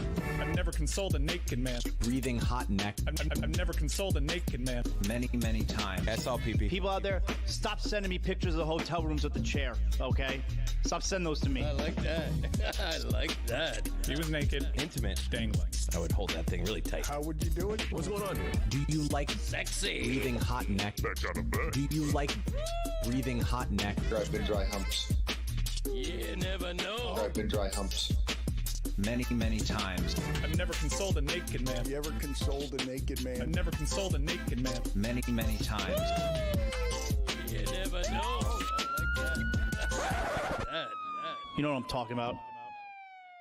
Chris Cody and Roy revealed this to me. And Roy, I don't know the context of what it is that you guys were talking about that revealed this about Chris Cody. Yeah, Chris asked me what the sound from the first down for the Dolphins games were. And I said it's just a noise I've made throughout my entire life. It's just like one, like I just did it. Hoo-wah! Yeah. And to me, that's another Miami Dolphins first down. Well, let's find out. Hoo-wah! Let's find out if your dad knows, because he's not a real moviegoer. Instead of impersonating the sound, do you have the actual sound? Greg Cody, do you know who's making this sound? Hoo-wah! I do. Clark Gable. Come on. It's the famous actor. Rock Hudson. Oh, this is great. He doesn't know it. No, it's the famous actor. And I got to pin his name down because I don't think You should be able to say this immediately. I don't think it's Robert De Niro. No. But I think it's in the neighborhood. In the neighborhood. Give me a second. Robert De Niro. Humphrey Bogart. Al Pacino. Hey, there you go. If someone said that in his headphones, you're fired. Now, No, what movie? nobody said What that. movie? It's APAC. What movie? Streetcar Named Desire. You ain't you. No, you're not man enough to know the truth. Something like No. That's A Few That's Good the one I Men, bought. and that's A Few Good brutal. Men. Good answer. Good answer. that. And it's not, you're not man enough to know the truth. You can't handle the truth. Still no. That's it's a different movie. Pacino was not in You're it. not man enough to know the truth. That was originally a line. Nicholson ad-libbed. They Put kept it on the poll at Le Batard Show. Was Pacino in A Few Good Men? Was a blind Pacino? Okay, who did he say? Who said on a hot in tin what roof. movie? Let's keep going. Let's see how long it takes you to get. Play it again. I think did he win an Oscar? I think Yes. he won an Oscar Yes, he for won this. Best Actor. Bull Durham. No. Good answer. Good answer. Put it on the Raging poll. Bull. Raging Put it on Bull. the poll. Raging No. It's a bull movie. Just naming De Niro movies. Red Bull. I don't know. Put it on the poll. Was a blind Pacino in Bull Durham? Chicago Bull. And put it on the poll as well. Was a blind Pacino in Raging Bull? First of all, it's a really random thing to have stick in Dolphins. I say it all the time. No, but it's been for 30 years. That movie's 30 years old. I don't want to tell him what the movie is. Keep guessing, Greg. Keep trying to guess what the Al Pacino movie. How many Oscars has Pacino won? Because he A Few Good Men.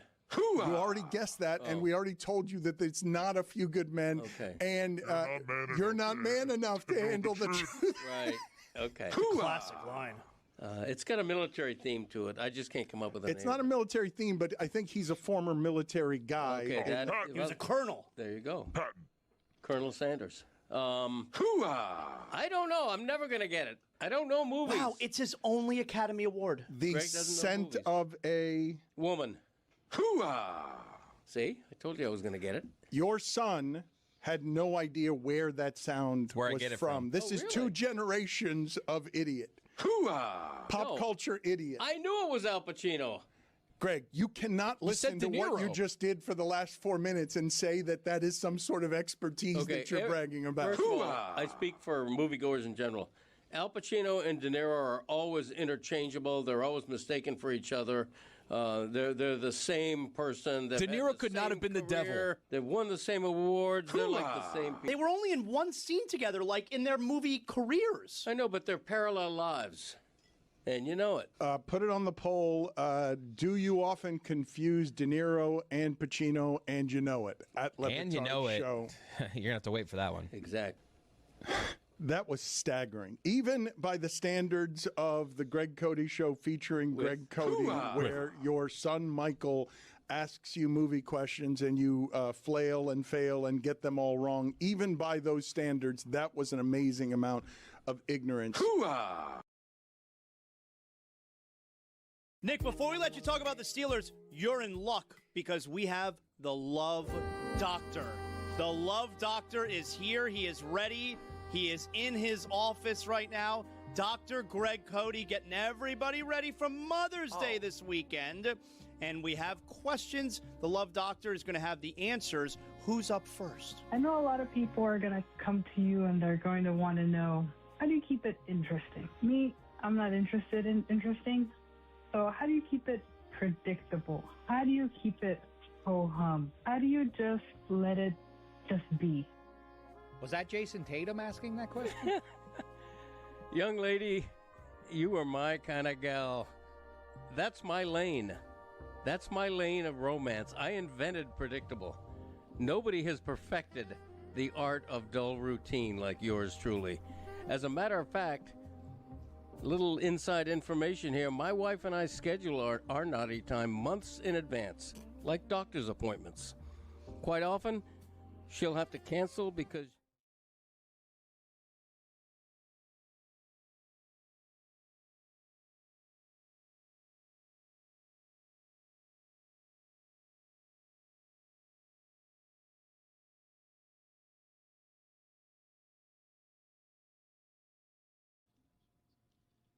This segment is presented to you by DraftKings. DraftKings, the crown is yours. And we are looking at today's match between the United States. Zaz, do you know who they're playing?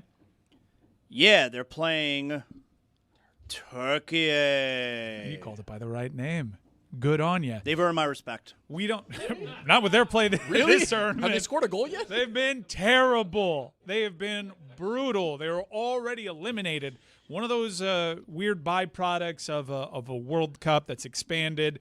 You're getting a few games where nothing is on the line. I thought it would have been the other way around when there's more teams that can make the knockout round, that it would mean more games matter. Well, I think this is the first tournament that's this big, obviously, and one of the changes that FIFA made, which was for the better, I think, in previous incarnations, was goal differential used to be the main tiebreaker, and then you had teams that wouldn't make it to the knockout stage are like, well, that sucks because we beat the team that got in ahead of us, even though we're on the same amount of points. That should be the chief tiebreaker, which I agree with. Mm-hmm. But it has made the final match day of the groups a little less interesting, but we do have some spicy ones. This one not as spicy, but let's stay focused on the United States men's national team. I imagine a lot of rotation for this club. You got guys on yellows. Christian Pulisic has said he is available, but I think I speak for most U.S. men's national team fans. I don't want you to be available. I want you to continue resting. So we'll see who's in this lineup. One thing I do know, we like to attack. Yeah. We like to score. We like to get in threatening positions. And while Turkey hasn't this tournament, with the rotation and the style of play that the U.S. play and all the unknowns, I'd love to take a side here, but I don't really know what to expect because I don't see the roster sheet. So let's go both teams to score. I opened up my trusty DraftKings Sports app, available in all 50 states, including the Sunshine State of Florida. Market price -144. Both teams to score. I'm going with that. All right. There you go.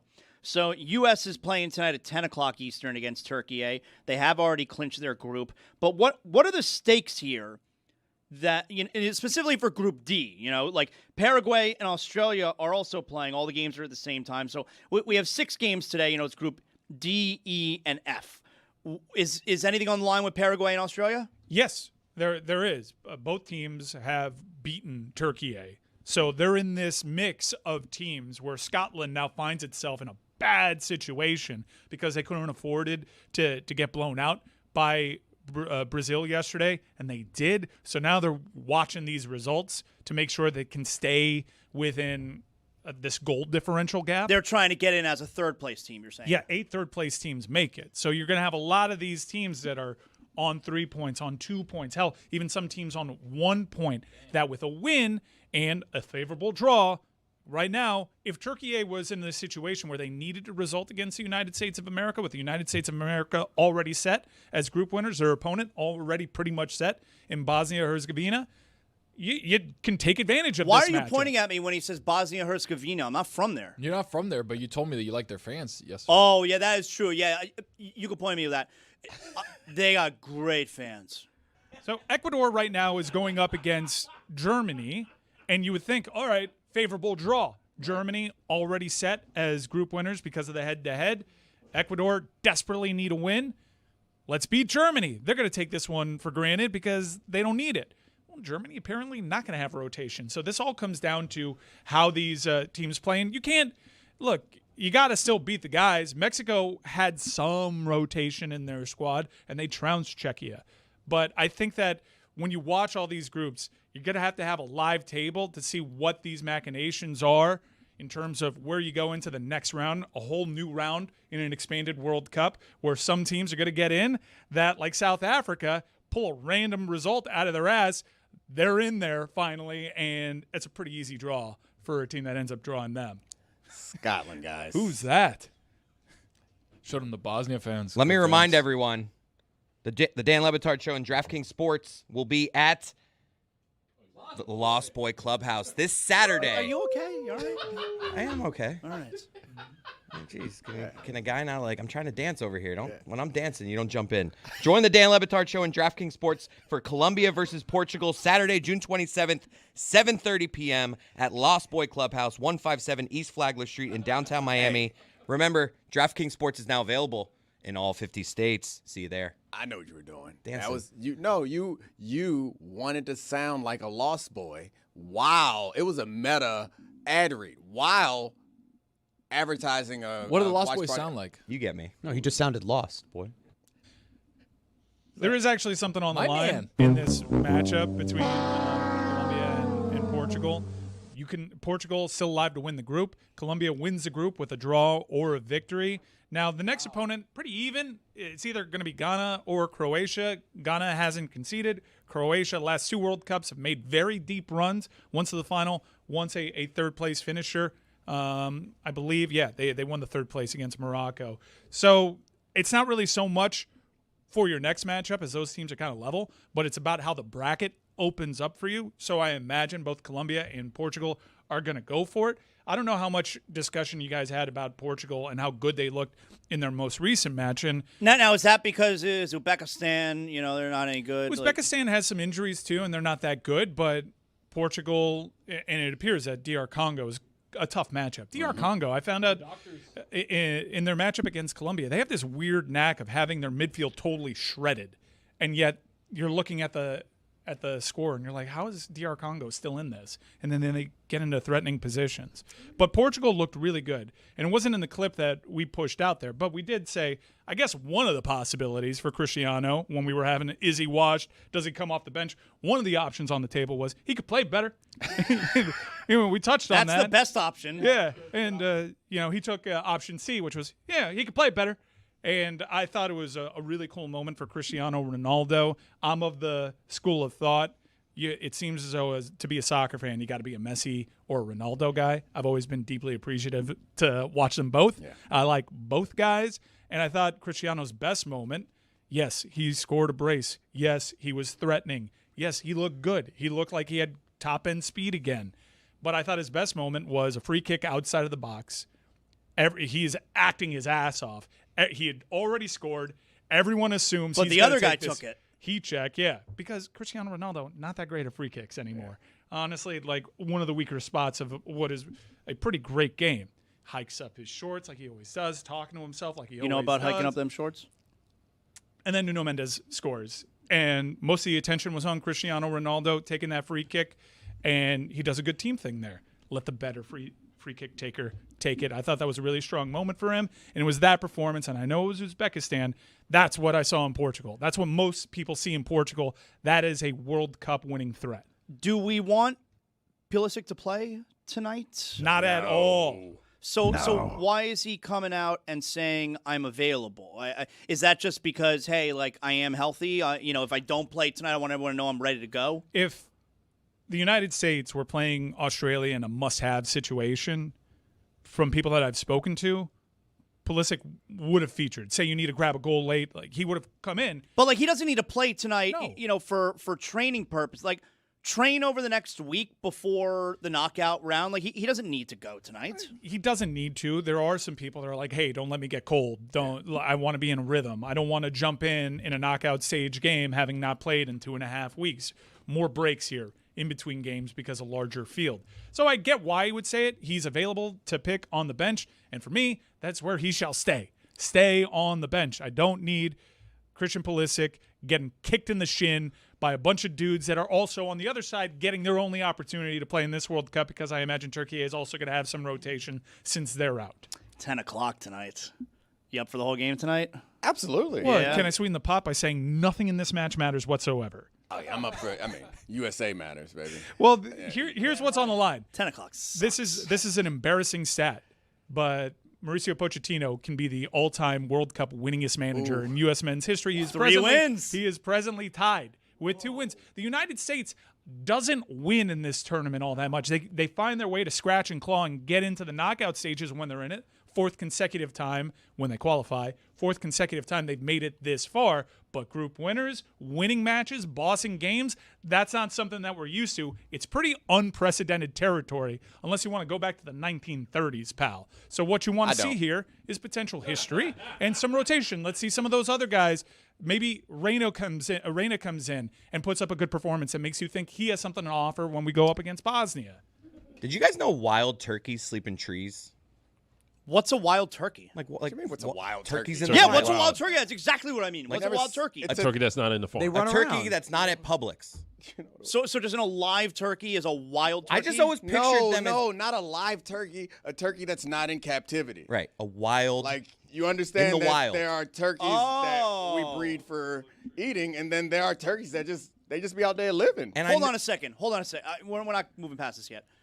There are turkeys that live in places that are not like the farm? Yes. Where do I find those? In the wild. St. Augustine. Boston has a lot of them. Like, if you're in the New England area, you'll run across a couple turkeys. Like, I know birds live in trees, but I don't know. That surprised me that turkeys.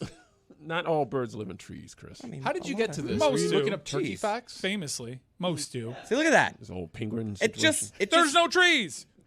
That's a turkey egg. I just would have thought turkeys like sleep the way a dog does on the floor. Iguanas do this too. Really? Yeah, we have a lot of iguanas in my backyard, and almost all of them later in the day, or right around sunset, they just climb up into the trees and then sleep on the branches. 2020. Also, we see turkeys a lot in St. Augustine, and we just look at them and we go. All right, don't That's do what that. they sound Baby. like. Don't do that again. Are we not going to, like, we glossed over Scotland? Like, we spent a lot of this week hyping up the Army. Yeah. Oh, they taking over the city. They were losers. They're making our city dirty. They're we so drank all the loud. beer. They got a lot of beer. They do so many dances and songs. Yeah. Look at those cute kilts. Got that ass bust. Turns out just a bunch of drunks. Don't you dare put a cone on my quarterback legend's head. That barrier did not help whatsoever Oh, at gosh. Miami Stadium. Dude, that. All right, Brazil, we were wondering what you're going to do in this tournament. You're older. I know Neymar is the star, but you can't expect anything out of Neymar. Vinicius is going to have to be the guy, and it plays into the larger story of this World Tournament for me, which is, man, the superstars are playing well. Yeah. All the names that – all right, what am I looking for here? Well, the face on the graphic promoting the game, that guy's got a bag of brace. He's going for 2 goals, it would seem. Vinicius was incredible. The high press from Brazil had Scotland in absolute hell. And now Scotland, in all likelihood, probably out. They need some luck. So that sucks because the Tartan Army, I know as a small business owner down here, really appreciated them. 5X that Tuesday night output. Thank you for coming to Las Rosas, Tartan Army. But yeah, it looks like they might be done. Okay, now what ended up happening last night? Because last night that game was here. Brazil beat Scotland 3-0, but we spoke about it yesterday, Tony, where the big story was actually not what was taking place on the pitch between Scotland and Brazil. It's what could possibly take place above the pitch with the motherships. Yeah. Was there an alien invasion? No alien invasion. We were all rooting for it. Everybody that we were rooting for it. We were all rooting for it. Everybody on social media was like, man, that's what we're going to watch this that game. Shit would have been lit. Can you imagine all of a sudden Vinny's about to score on his second goal, and then all of a sudden he gets is floating. Where's the ball? Oh, the keeper just got shot into a mechanical arm inside of a mothership. But again, there we were. I watched the entire game, as I usually do, and when I'm watching World Cup games. But I'm there watching.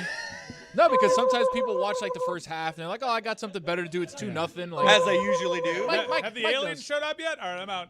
So I was actually taking care of my daughter, and I was like changing her diaper. I If was the out in alien other room. showed up like late in the first half, do you then still watch the second half? Yeah, I would have watched. You would have stuck with it. Yeah. I would like to see what the happened. ramifications of that. Would be. Yeah. Do they treat it like a red card where you can't actually bring other people in? Or what are they going to do with the crowd? Half the crowd got taken too. So no precedent. No precedent. No alien invasion. I think the lady that was a psychic got one over on us. Have we heard from her yet? We haven't, but everybody in the world has been talking about this. 24 million followers, Dominique. It's probably got a double by now because everybody's like, wait a second, I got to follow this lady for more stuff. Can we look it up? Oh, I will. Yeah. How many? Tony follows her. Wouldn't you figure that she would? Hold on, She only my does phone. Portuguese content, though, Hello? so I don't really know what she's saying. Hello? Oh, scam unlikely. My bad. It's a top-tier turkey call. Hello?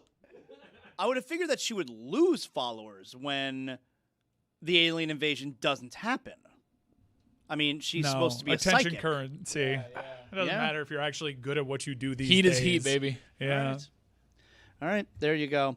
All right, so tonight, 10 p.m. Eastern, you got the U.S. playing their final group game against Turkey. You will be missing it. I'm going to write you down as a note. I've 10 p.m. Eastern stuff. I've been a little bit under the weather lately. I have had a hard time staying up late this week. I'm going to try. I am. Are you enjoying the World Cup? Very much. Yeah, like very much. it's such a pop culture tentpole. Although I That's what have love become the about it. face of the ugly American who likes the ad. I like your take. I don't like the ads. I get it, but I'm also embracing it. I'm throwing fours up. I'm having fun with it. You're not going to stop FIFA from putting a commercial break in there. Right. The biggest response that I get from everybody who's mad at me is if I didn't feel this way, maybe they wouldn't be doing it. I'm allowing it because I'm not outraged. No, I think I'm allowed. You said in the clip you'd prefer no commercials with your sports, but it's not like it's a ton of commercials. And in some instances, it is an opportunity to change the game, which I get that part. Like there's some clear momentum shifts happening in some of these matches, which you can assume probably wouldn't happen otherwise. But everybody's playing by the same rules. I mean, I understand your point, but in their defense, like this is like a sport that they still have they could stop the clock if they wanted to when the ball goes out of bounds. They don't do that. So the idea that we're introducing this brand new element, like, yeah, it's kind of weird. Introduce new elements to a game like this, and then they do. And like the VAR, we talked about all that. All those new elements, they feel a little weird for Also, a game that's not very adaptive. Dom, I'm not a huge fan of VAR. I think it's taken a lot of emotion from the game. Well, and I think, especially when a goal is scored. That's you've always kind of had that in soccer where you wait and the linesman throws up. There's always a bit of wait and see approach on close calls. It sucks. It's gotten really bad at the club level in the Premier League. As a Premier League fan, where every play the guy trots over to the screen, you have that kind of whole nonsensical approach to it, and it really slows the game down. They seem to have gotten it right here with all the Hawkeye technology. These calls are coming in quick. You can give yourself over to the emotion of the game a little bit more. I reckon that we've probably, even with the hydration break and commercial time, we've actually saved time on these games because of how quickly the technology is acting. I think these are very fluid breaks that are happening within the game when they search with their VAR officials for what happened there. I actually think that this is probably the best use of this new technology in the game. I'm happy with the pace of the game, even including a hydration break. Quick update on the psychic from social media, Voy Bahana. She's at 24.4 million followers, so up 1.4 million since the prediction. There you go. All right. This has worked out for her then. Mike, you were in Guadalajara the last few days. You went to how many matches? Only one. How was that, man? It was incredible. Yeah? Yeah. And obviously, bad news Who came played? down beforehand. It was Colombia and DR Congo. I saw Lumumba in the flesh. I know people have a lot of feelings on that. Look, he's a soccer fan, and the Soccer Federation seems really cool with having him there, and he's a superstar when he walks. He's got aura there. People don't like the Lumumba statue, man? There are people out there that are like, look into his history, and I get it. Lumumba's history? The actual Lumumba or Lumumba statue man? No. The actual history of the actual Lumumba. Yeah. That's I mean, that's I know. fun. Look, it's a fun soccer fan. I'm aware of it, but tell Jeremy. No, like there's this like Colombian fan that I don't know if you've ever seen this pottery that comes from Colombia. Tony, do you know what I'm talking about? Where these characters, there's a guy that's like straight up in blackface. Oh, yeah, no, I know what you're talking about. But there was a guy, and he was shown on the monitors. I'm like, that wouldn't have happened in the United States, I don't think. And he's like cheesing with Lumumba, like they're taking photos together. I'm like, well, cultural differences, no doubt. But let me tell you about my experience in Guadalajara. Dude, traveling abroad made this really feel like a World Cup. I've never gone to World Cup matches prior to this here. My first experience was in New York, in New Jersey for France-Senegal. And I've been to MetLife Stadium before. Different. Yeah, I can't believe the finals there. But I was like, oh, this is vibrant. But I didn't feel like it was anything special. I felt like the World Cup was just, playing into infrastructures that already existed, which they are. But going to a different country, you truly have an appreciation for just how gigantic the World Cup actually is. Like, you're in a crowd very late at night watching Jordan and Algeria amongst thousands of Mexicans, and everyone's fixated on what's happening on the screen. It is such a big, beautiful world out there with so many cultures, and it took me going to another country to make it feel like, wow, to have a true appreciation for it, which I did. The stadium in Guadalajara was unbelievable. The people were incredible. The passion that Colombian fans have for their national team, pretty hard to rival that. And it was a great party, great festive atmosphere. All that's coming to Miami here in this next game. Loved my experience in Guadalajara. I don't want to sound like ugly American, but I'm going to ask it anyway. Okay. I'm watching the games yesterday, and I'm wondering, when there's Why a play, they don't run the ball more? when there's a play that happens that the players disagree with, it's always funny to me, by the way, when you got a bunch of guys from one team and a bunch of guys from the other team, and like they're crowding the referee and they're all yelling, they're trying to get their point out. Like, can you imagine that in the NBA? And then they push each other out of the way. They're like, no, you get out of the way. Like, can you imagine the NBA? You got 10 guys from both teams just crowding the referee, and like it's all allowed to happen. It's so weird. But the part that it kind of does happen in NBA too. Like, but at least there's 3 referees where it's like they can all kind of. Mike's doing the move though that the ref does of like, get away from me. I'm talking. Like homeboy's on his own out there trying to fend off a bunch of other guys. It's always strange to me. But the part that I am wondering, what language is being spoken to the referee? English is the official language of FIFA, as it should be. So if you're complaining to a referee, they usually have to try so you're saying every referee then speaks English for sure? Yes. In fact, if they ever have to go to the microphone and explain a call, they have to do so in English. But I would imagine, though, that both teams who are playing don't necessarily speak English, so how are they communicating with the referee then? They have to try to fight through it, or they'll say things in their native language and try their luck. Look, as someone that has traveled abroad a couple of times, I know when someone's angry at me, even when I don't speak the language. So there are plenty of ways that are universal. I think the color of the kit in which has happened lets you know what this person is saying. They are saying what you are doing is wrong. And controversially, they've introduced a rule that we saw with the Paraguay match where if you cover your mouth, I saw that. It's a red. I think that's so dumb. They got to do away with that. Yeah? Yeah, because I think they should covering bring his mouth. You don't know if he's actually saying anything bad. But the way that I understand is it's not just if you're covering your mouth and talking. If the referee determines it's in a contentious situation. Yeah, in a contentious situation. Yes. I mean, that is so subjective. They should bring that to baseball. You're ejected immediately.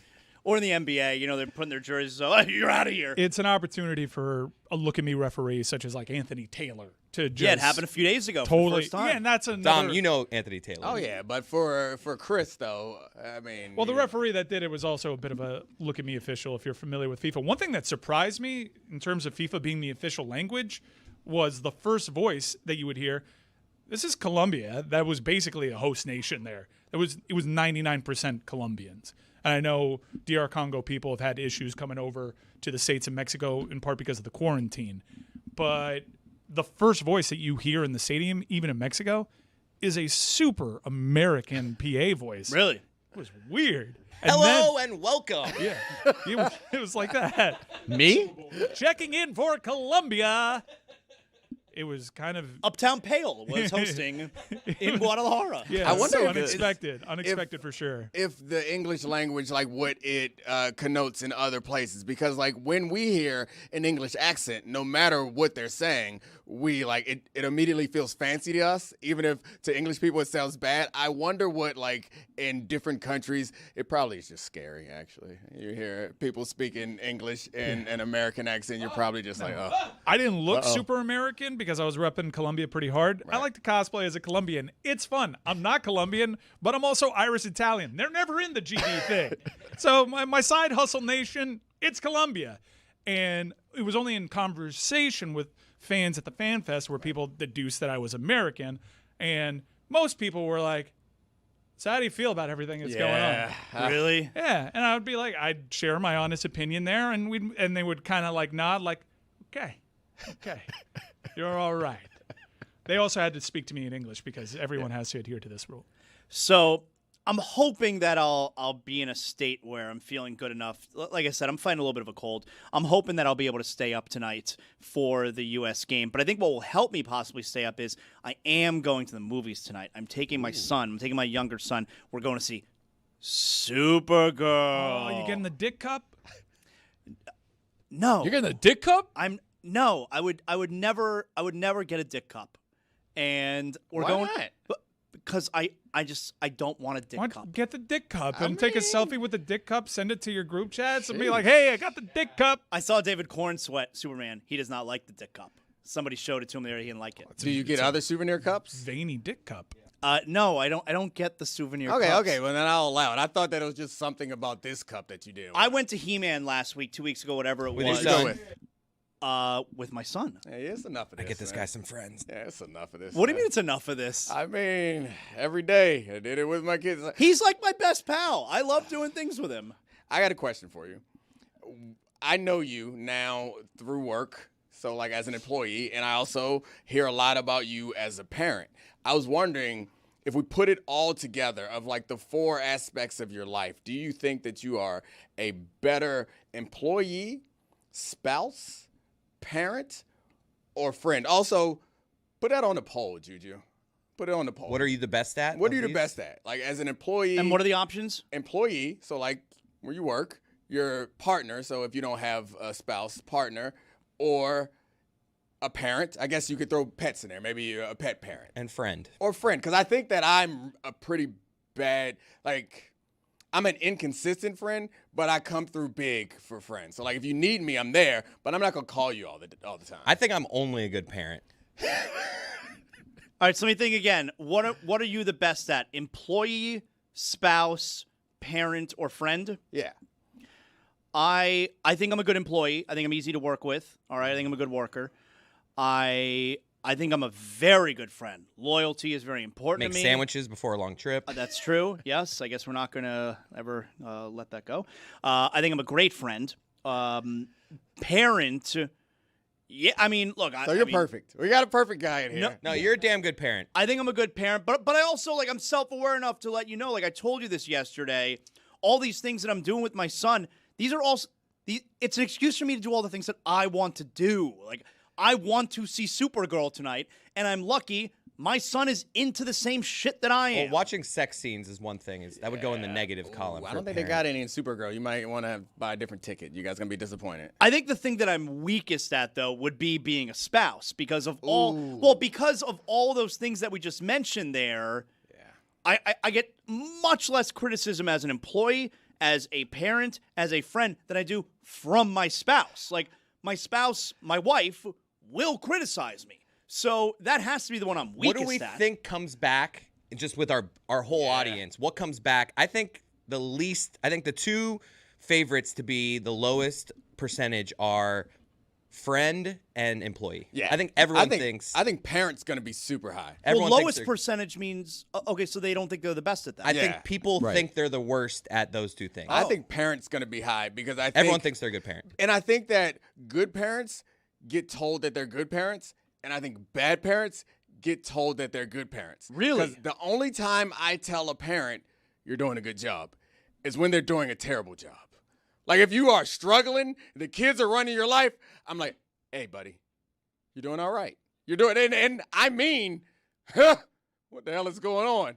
I never go up to a parent whose kids are like super well behaved and like, hey, guy, you kids, I haven't even noticed you. You're doing a great job. It is I only true. Go up to like the ones that are drowning. At like a like at Yale's graduation ceremony, no one's going up to the graduate's parents and say, hey, you're doing a great job. Right? I mean, we all know they're doing a great job. Well, they aren't necessarily. Probably, if your kid graduated from Yale. Nah. But is he balanced? What's he like to talk to? I also think that, like, this is me, like, projecting some from my parental experiences. Like, the kids kind of who the kids are. And, like, I raised all my kids kind of the same. All very different. And you meet them all in different settings. You're like, hey, you're doing a good job on that one. I'm like, hey, I didn't really, like, teach my daughter how to be able to sit down and focus for hours straight to do her homework. She just was born that way. Like, we didn't do, like, concentration practice. I didn't do that. But you She don't just think happens that to be if really you were good a at it. shitty parent, they wouldn't be different kinds of shitty then? Oh, yeah, I think you can mess it up. But I don't think that you can, like, do much more. You can give them access, you give them love, you can do those things. But, like, the way that we measure people's parenting ability is by the results that their kids produce. And we assume that the kids who are the most successful had the best parents, which actually kind of is not true. It's like thinking that the best coaches always win the championship, even though they don't have the best talent. It's like some kids are born with a lot of useful skills. Some kids aren't. And there are plenty of parents who are good parents and their kid ends up being a drug addict. And there's plenty of parents who are terrible parents whose kids turn out to be incredible. Yeah, like, right. It's just, I don't know. It's weird. I'm having a bit of a crisis of identity right now, realizing I think employee might be my answer. That's tough. And that's really bad. That's I don't tough. want that to be the case. Mr. Bootlicker? Yeah. Hey. Why is that a bad thing? Mr. The Man is loving Jeremy's work? I think if I guessed, Jeremy would want to be a better spouse and partner. Like, he sees himself as someone who's generous and kind. Takes a lot of and pride in thoughtful. that. He's way too long-winded in meetings, though. Finally, that was just too finally real. Someone said it. I think I'm a great spouse, though. I actually think I'm probably a better spouse than I am parent. I think I'm good at. You want to rethink that, or you said that? It maybe sounds like he's thinking about it. I'm also too long-winded in foreplay. Not long enough, I guess. What about Roy? I'm not good at anything, man. That's not true. That is not true. You don't have to do the self-deprecation. That's not self-deprecation. That's the truth. It's facts. I'm not good at anything. Well, that was a bad end, yes, so it's not worker.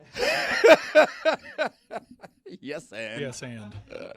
See, damn. Right now, early results, spouse and employee are coming in the lowest. Like, people think they're the best friend. Spouse and is going to parent. be low. People think they're good friends and parents I'm right now. shocked at that because I assume that we have like a predominantly male audience, and That's men, why spouse is going to be low. I feel like men are bad friends and good spouses. I don't know. I think men are great friends. Well, really? as long as I'm not cheating, I'm a good spouse, right? That's are the there bar? other factors of this? Not having sex with other women is There's the a bar. few other parts of it. Yeah, I'm not a great spouse. I don't cheat, but yeah, I'm not good. I mean, I gotta listen better. From what I understand, your entire retirement plan's going over to trading cards. Yeah, now. I gotta be better with my money. So I assume that's also my part wife of hates it. my wife hates me right now. He starts the day today telling everybody he's got to get out from under this new addiction that he has. It's bad. I'm not even kidding. He can't stop buying trading This is cards. me asking for help. He continues to buy into breaks. It's not even like buying straight out trading cards. It's like He's kind buying of into a- breaks. I'd never heard of gambling this. on sports cards. I'd I'm never heard I'm of on this. this app that you can just like Explain what buying into breaks is. you basically it's like this company says, I'm going to open 8 box of cards here, and you can bid on, there's 260 names of athletes that could potentially come in these 8 boxes. Potentially. So now you're going to bid a dollar amount on a random draw of those 260 names. Okay. So they're at $4, $5. Sometimes it can get up there into the $10 or $11. That's when it gets dangerous. But if you're in that $5, $6 range, you spin the wheel, you could get Jackson Dart, or you could get a lineman you never heard of. It's kind of the roll of the dice because those cards won't be worth anything. Right. So it's just I've been doing this for weeks. Can you? So do you then? I'm losing money essentially. Do you then flip the cards? Can you post them up there That's the idea. to be gambled on? Yes. Or? Oh no, I have a handful of cards. Like I have this Josh Allen card that's sold for $800. You're gonna lose your house, right? I could essentially sell my bulk of good cards for a couple $1,000s. Oh my God, you're gonna lose everything. But I don't know how to do that. So $12 at a time. It's let me get them. The rush. I'll sell it for you. The rush of when that thing is spinning and you land on Tyler Shuck. My God. That's a good thing. So you have a gambling all addiction. you want is rookies. And last year, so you want the last year's rookies. So right now, Jackson Dart's a big one. You know, Tyler Shuck. It's crazy. Like Quinn Ewers, I'm telling you, it's just they love rookie quarterbacks. If you have a rookie quarterback card, it's worth something. Rookie quarterbacks, rookie wide receivers, running backs. But I'm broke. Of all my play money. Don't be alarmed, everyone. I'm still paying my bills, but like, you know, my money goes in different, you know, everyone would do this. There are money, like some money goes to bills, some goes to like, all right, you can have a little fun with this. I don't have any more. It's only football though. They don't do basketball or baseball. all the cards Yeah, are they yours. do everything, yeah. But football and basketball, especially basketball, football and basketball are the biggest, I believe, with the cards, with the trading cards. I know because my son works in one of these stores. I never got into trading cards. Like Tony, I feel like you've been judging me a little this week. You might judge me for this also. I had like a binder that had some football cards, had some baseball and basketball cards, but more than anything, it had like Marvel superhero cards. It's a bad look. I had a snake and Marvel superhero cards. Not only that, you were talking about Jackass the other day. Like if you like Jackass, like there's a good like Venn diagram of like Snake Kids, of Jackass likers, of that kind of stuff. Where I'm just like, I don't know if I like what Dominique's got going. I like Jackass. I've always never wanted to like Jackass, and then you got a You a baby snake kid? You got a baby alligator biting your dick, and it's funny. it's funny. It's Preston and Wee Man for me. It's not Love their funny dynamic. anymore. It's not sad. funny It's anymore. always funny when an animal of some sort bites your dick. So, I'm like, wow, You're 60. Steve-O's crazy. Did you see like, them how at- are you still having that gator bite your dick at 60? Did you see them at Banana Ball like a week back? Like Johnny Knoxville got in front of the plate and took one right in the face. Yeah, I like, oh, man, that looks gross. Is someone going to do that? Not me, right? Someone else? Ha ha, yeah! Watching dudes I get love hurt it. is always funny. Yeah, it ooh, was. Throw that really heavy thing at his head. Don't kill him, but make it hurt. There's an age cutoff. Like I loved Jackass when it first came out, and their first movie was surprisingly good. But They're when all I see good. when I see these commercials now, it's like that dude's 60. That's right. Why are we still like, come on? I mean, you were a part of Highly Questionable. They had an entire block dedicated to people getting hit in the junk. Right, but It's they were funny. not 60-year-old people. I mean, feel, it's even funnier when you're 60. no, it's so sad. It just feels like these guys, like, did you put a little bit of coin away? A little something saved No, up? clearly they didn't. That's why they're That's where still our doing number it. 5. Yeah, the new one's coming out, right? Also, very few people are like, all right, I've made a decent amount of money. I'll stop. Most people want more money. I get it, but at what cost? Yeah, you're gonna put the electrocution thing on your dick again. Yes. And then walk a tightrope Yeah, where you make it, fall. Make it look again. like Godzilla. Yeah, make it look like Godzilla. Make something biting you in the dick look like Godzilla. I find the Jackass movies, if you ever pass it on television, I always stop on it, and it's hypnotic. Like I can't change the channel. I just zone out and watch. Get in that porta potty. Now drop it from a crane. That's funny, you see?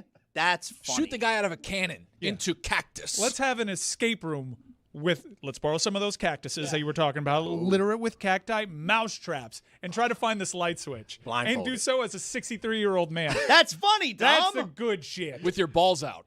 The Dan Le Batard Show and DraftKings Sports will be at the Lost Boy Clubhouse this Saturday. Are you okay? You all right? I am okay. All right.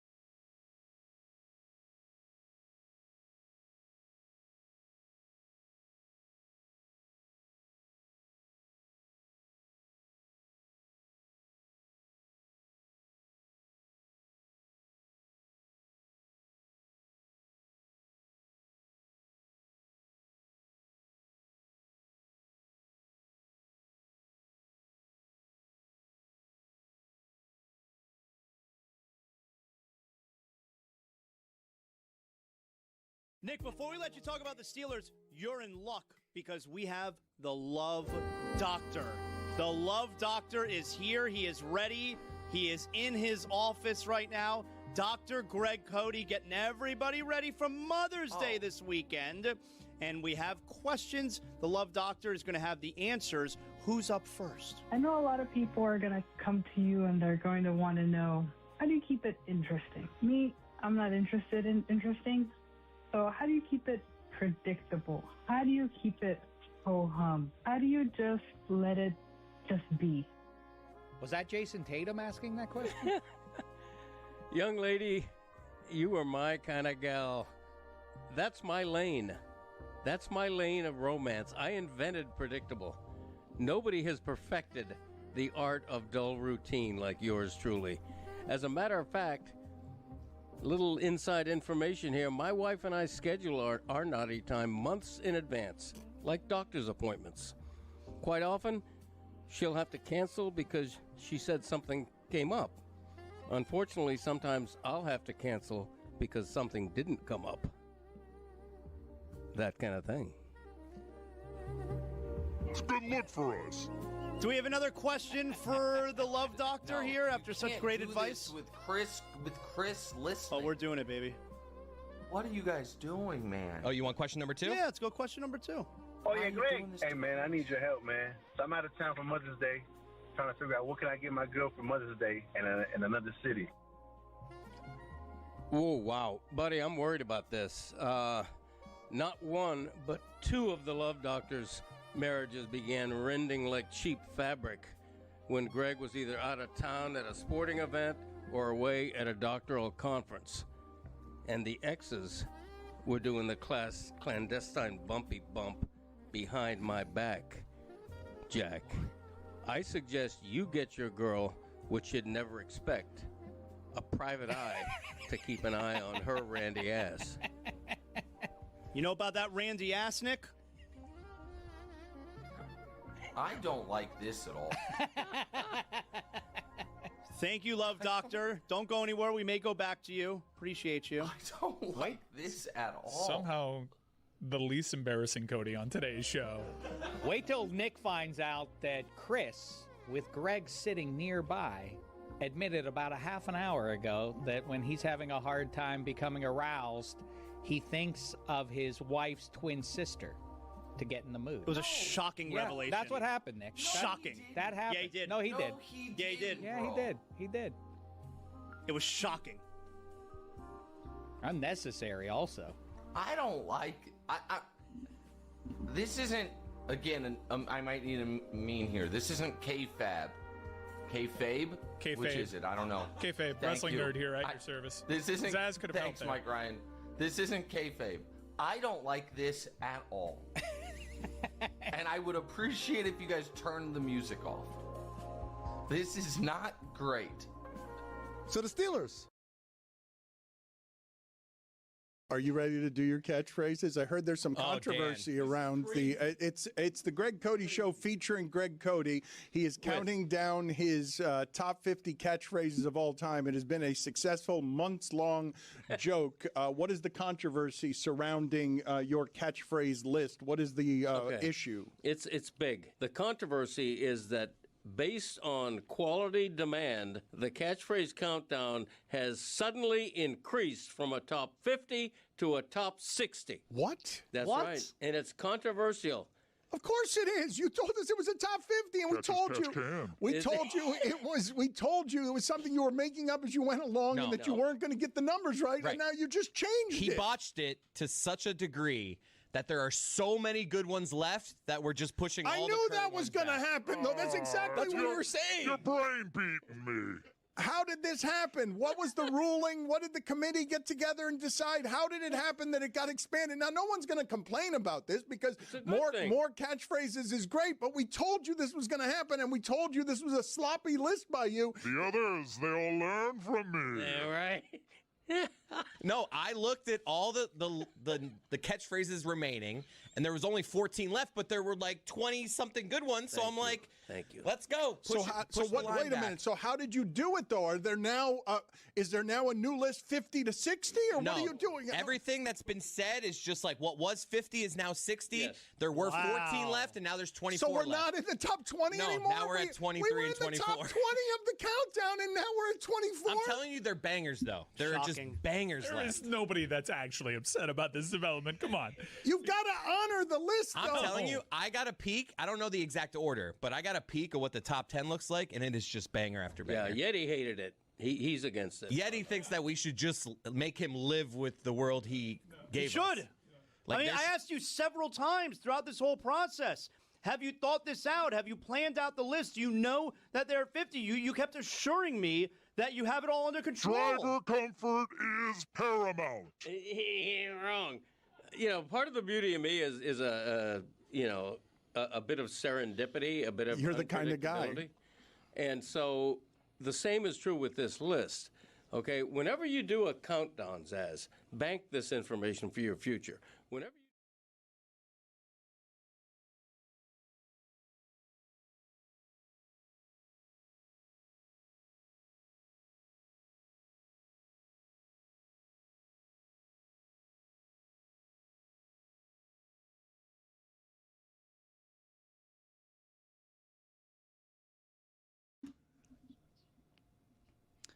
What has Stone Cold been up to? I thought you'd never ask. Oh, the saga of Poncho and Steve. It's so funny because Stone Cold Steve Austin he's a cat person apparently. He's a cat guy. No one would have expected. Okay, you're raising your hands like that, Dom, because you're clearly a cat guy. I mean, I've been disrespected around here. Another strike. Yeah, I'm a Snake cat guy, Jackass guy. Bet you won't say it to Stone Yikes. Cold's face. Now there is a difference though between being a cat guy who you prefer cats over dogs, and just being someone who likes cats. Those are two different things. No, the truth of the matter is I'd rather have a dog, but my wife is allergic to dogs, and also I have young kids, and kids don't take care of dogs. I don't need another responsibility. Cat takes care of itself. Stone Cold Steve Austin's got it figured out. I love cats. See, like I will tell you, no one is surprised at that. So Nobody is surprised. I would tell you, I like dogs over cats. Also not surprising. I have 2 dogs, but I do like cats. Like I would have a cat. You don't like them enough. I would have a cat. My wife hates cats. She thinks they're the devil. So she refuses to have a cat in the house. My best friend Marcus Spears said of my cat, in general cats, he doesn't like cats either. I can't trust anything that could sneak up on me. Swagoo's your best friend? Best friend. Wow. So it's Not weird. one of your 'cause best friends. It's a joke between he and I, where a couple years ago we were laughing about how we aren't great friends to people, and we decided that grown men don't have best friends. We're like, you know what? I'm best friend. And so whenever we introduce each other, like, this is my best friend, Marcus Spears. It's my best friend, Dominique Foxworth. So go to Marcus, ask him who his best friend is. He'll say me, and then he'll laugh. He doesn't like cats because they sneak up on you. And I was like, yeah, fair point. Anything that can sneak up on you, can't trust it. You don't hear them. And they're explosive athletes. Like, it's crazy. They just bounce all around the house. One of my parents' cats, like me and him, we had an understanding. I'm never gonna pick you up. I might like scratch the top of your head once a year. But towards the end of this cat's life, he would just start shitting in my bathroom.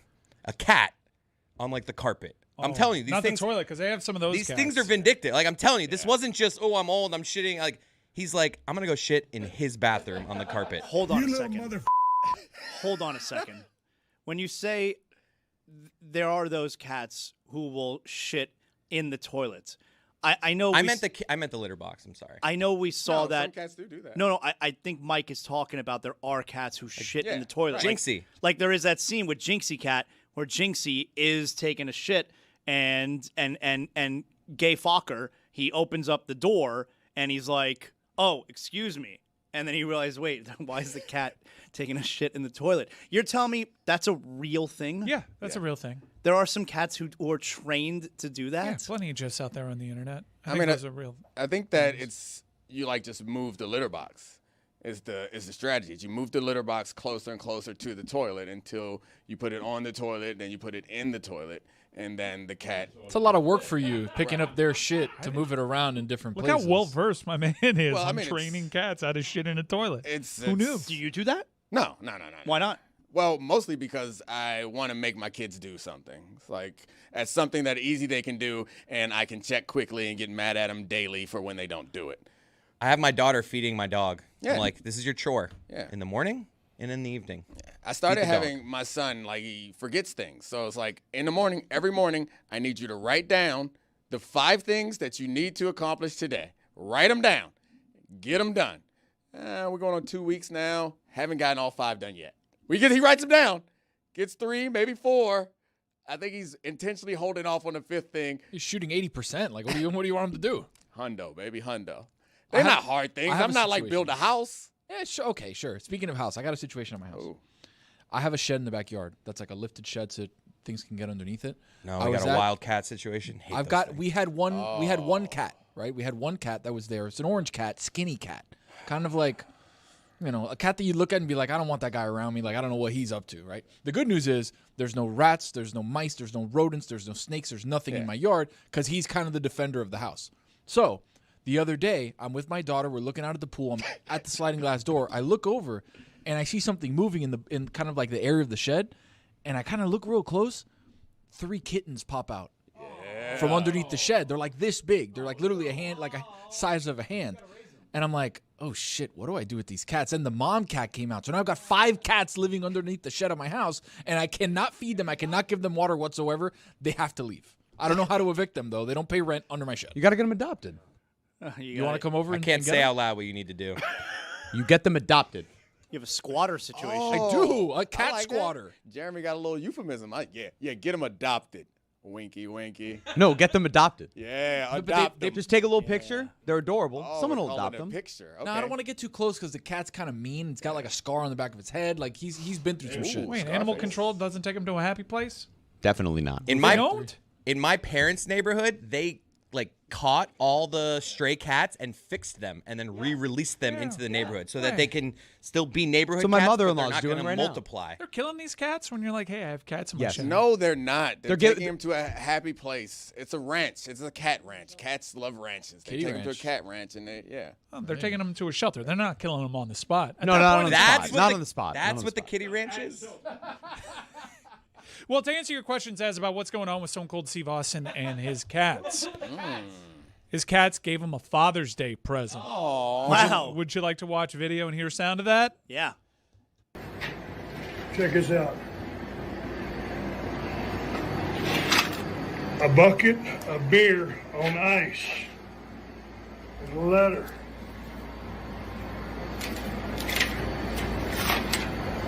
Dad, you're the best dad in the world. Happy Father's Day. P.S. We wanted to get you a card, but Mom would not let us take the car into town. Love, Poncho and Macho. God dang it. If I wasn't the toughest son of a bitch in the world, I'd start crying like a baby. These fucking cats, they never cease to amaze me. And they put this in my chair. It's where I sit when I'm with them. Poncho, you little motherfucker. You're the best cat in the world. Oh, look at him. I love it, buddy. I love it. Poncho! God damn it! Poncho! Like 80% sure he knows that the cats didn't actually write that letter, but there is that 20%. Gonna revisit this mother. Strong cats. They lift up the ice bucket, put it on the chair. That's good. That's good stuff. I could watch that guy do about anything at this point. He's the best. And I mean anything. Oh, baby. The voice is great. He's a cat guy. He's a cat guy. So is Jaylen Brown, by the way. He tweeted it last night. I love cats. And speaking of, apparently the Minnesota Timberwolves checked in on Jaylen Brown, but decided to go with LaMelo. This is per John Krasinski, who covers the Timberwolves. He said the Wolves did have discussion with the Celtics on Jaylen Brown as well, sources told The Athletic. But they saw LaMelo Ball as fitting more of what they needed for likely less compensation going out. Give us the details on who they discussed for Jaylen Brown, because Anthony Edwards didn't ask for any of this. So they definitely dangled somebody of worth over there to Boston. I mean, it would have to been Jaden McDaniels. Well, let's get him upset. I'm all for people being upset, especially now as a destination once again. It might have just been the Nas Reed thing. They might have just shopped the same Nas Reed deal and realized that they couldn't get Jaylen Brown with it, so then they took it down to the Queen City and was like, give me LaMelo. Buzz City. Don't ruin the fun. No, they may have I'm sorry, dangled my Anthony bad, Edwards. I think And you're Rudy right. Gobert. I think you're right. Probably the whole team. Maybe Boston Counter was like, well, how about Jason Tatum?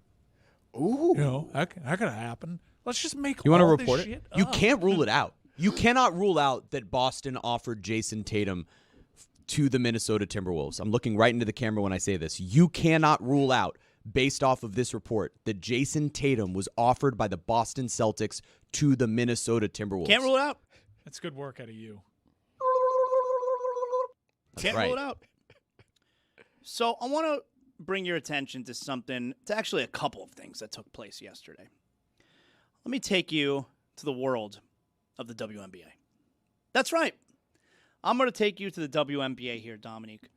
Now, I'm not going to sit here and tell you that I'm this big WNBA fan, but I will tell you that because, I also work at ESPN, I'm very aware of what's going on with the WNBA, when in past years, I wouldn't have paid any attention. Not because you love basketball. Or respect women. Yeah, it's just because you work at ESPN, but go, yeah. I mean, there are some things that I do like about the WNBA, but for the most part, like the league can kind of be a lightning rod with certain stories, all right? Yeah. And so I do pay attention. I do know what's going on.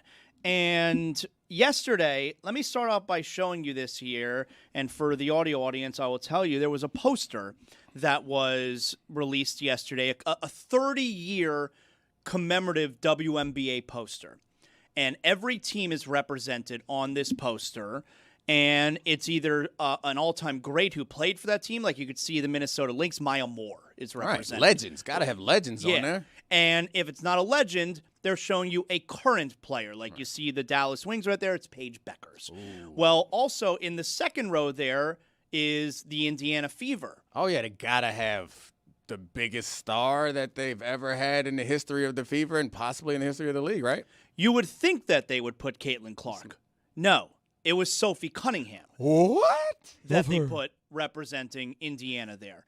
And I don't like to get caught up in all of the Caitlyn Clark stuff because but we about to do it, ain't we? Well, because this one I think it's weird. I think it's weird where you are putting out a collector's item, okay? Something that you're charging for. Like, hey, buy this 30-year commemorative item. And how would you not have – like, I don't think every decision that's made, needs to be Caitlyn Clark here everywhere, Caitlyn Clark here, Caitlyn Clark here. Like, it is okay to profile other players, obviously. But if we're talking about putting out something that you would like to get publicity and certainly like to earn money, is there any reasonable answer as to why Caitlyn Clark would not be on the poster? Well, I mean – I'm surprised also that they chose Sophie Cunningham because I would think that you could make the argument to the point that you made that it's a lightning rod league at times. Caitlyn Clark is someone who garners strong opinions, so I would argue that maybe they wanted to be just more universal and to get no pushback, but you don't choose Sophie Cunningham if that's who you want to put on there. But there's also the potential. Like, she's not a star. Like, okay, she's got her podcast, and she's kind of like a tough guy, So in that sense, she's become a known player. But in no way, shape, or form is she a star player. And she's also kind of outspoken in ways that I think would push people away. But I think I would say that the only other option is that it's possible that Caitlyn Clark, who is an enormous star and has lots of value, is like, maybe I don't want to be on this poster. I don't know. You can't rule that out, as Jeremy taught me. I can always fall back on what you can't rule out. You can't rule out that potentially Caitlyn Clark is like, nah, don't put me on this poster. I'm selling posters for much more than that. What is the compensation? Like, that's a chance, right? I mean, if that were to come out, let's say it's true, that would be incredibly damning for Caitlyn Clark that she doesn't want to be a part of something that is promoting the history of the league.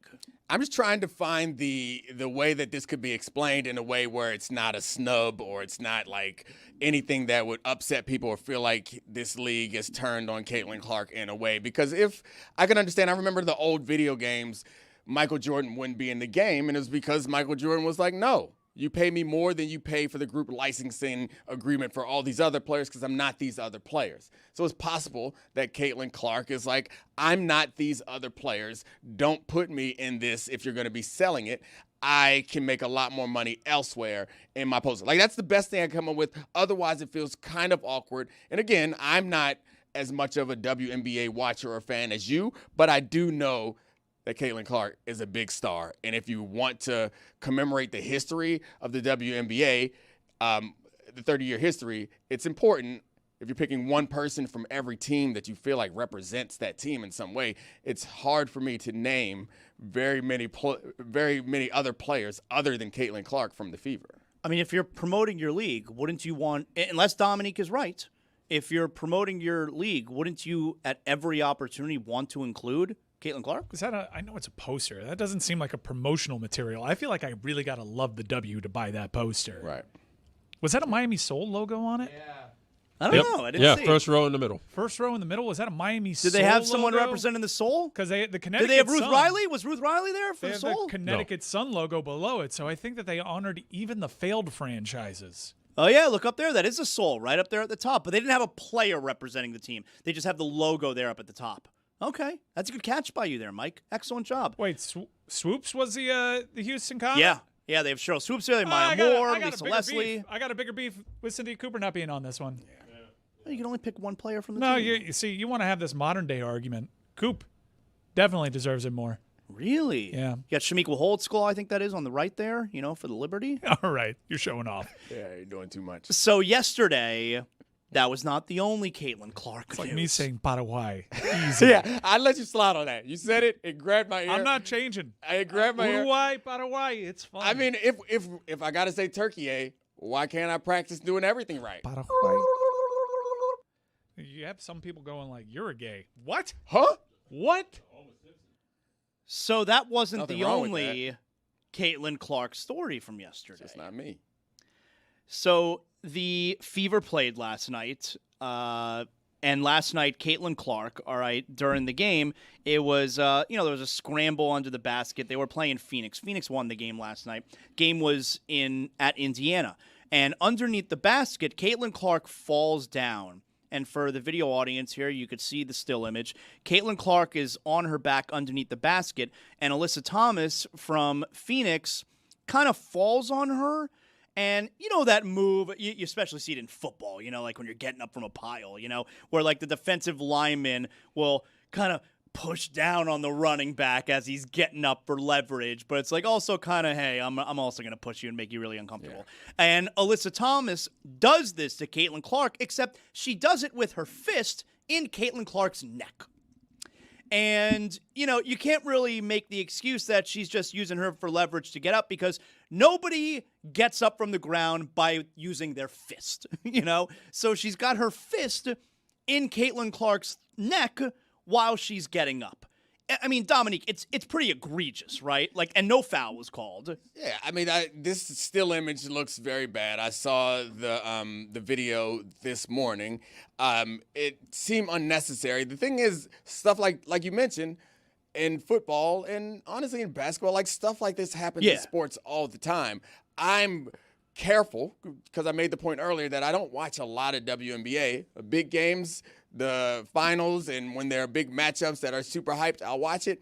So I feel like my algorithm, and it might be true of yours and other people's, where my algorithm is right now feels like it's flooded with people going after Caitlyn Clark in different ways. So I'm not sure if this is like an event that happens a lot more to her than anyone else, or it just so happens that she's a star, so we're getting a lot of it. So I'm right. hesitant. It could be both. I mean, it could be I'm both. hesitant to make grand proclamations. That play looked like it was a little bit intentional. It looks bad. And then so the Phoenix Mercury Twitter account. Yeah. After the game they tweeted out like well, I don't want to say anime, like a cartoon sketch of Caitlyn Clark on the ground, crying on the ground, and the caption above it says, "Do want a piece of this?" And DeWanna Bonner also plays for Phoenix. DeWanna Bonner is married to Alyssa Thomas, who is the one who, kind of punched down on Caitlyn Clark's throat. And it's like, it's getting really hard for me to dance around this now. That's a weird tweet. I'm doing my dance. I can't really like that. When the Kind of like I danced earlier? Yeah, just exactly like that. The organization tweeting something like that out is really uncommon. That's weird that they tweeted that out. And, yeah, Tony. It's like when Ndamukong Suh stepped on the ankle or whoever it was of the Packers player, or on his calf or whatever. Yeah. And then the Lions sending out like, hey, watch your step. Yeah, exactly. It's exactly what it's like. It's really weird. There's this flagrant moment from the game last night, which may have been intentionally hostile. It went uncalled, and the team is making fun of the player who took a fist to the throat. It's strange. And then after the game, Stephanie White, who is the coach of the Indiana Fever, here she was post-game. And then number 2, you're coming in here aware of what happened 2 nights ago? And that still happens? Absolutely unacceptable. Absolutely unacceptable. And the reckless closeout that they actually reviewed, and the foot still comes down on top of the defender's foot that wasn't upgraded? Absolutely disrespectful. We have a generational talent and a WNBA superstar who had 2 cheap shots right there that weren't called. And I just say, again, absolutely unacceptable. It's a weird league, man. Yeah, I mean, it's superstars. We saw it happen in to the Alien in the finals. Like, you're going to be a star player, you're going to get some of these things. So, like, I don't want to pretend like it's somehow unique to this sport and to this player. But, like, you weren't getting this, starting with Victor Wembanyama's rookie year. Like, it'd have been like if NBA players, like they weren't trying to take out the hyped-up rookie in the Victor Wembanyama.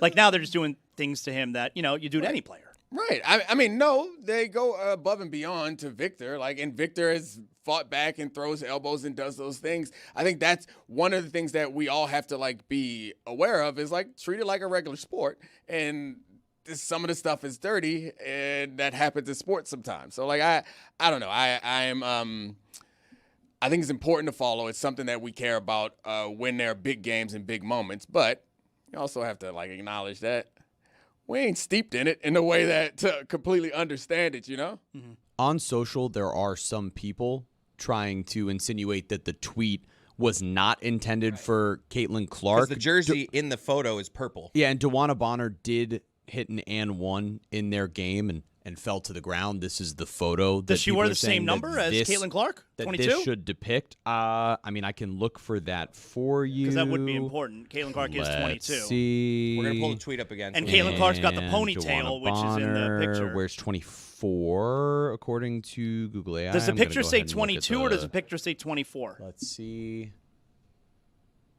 Kind of hard to tell.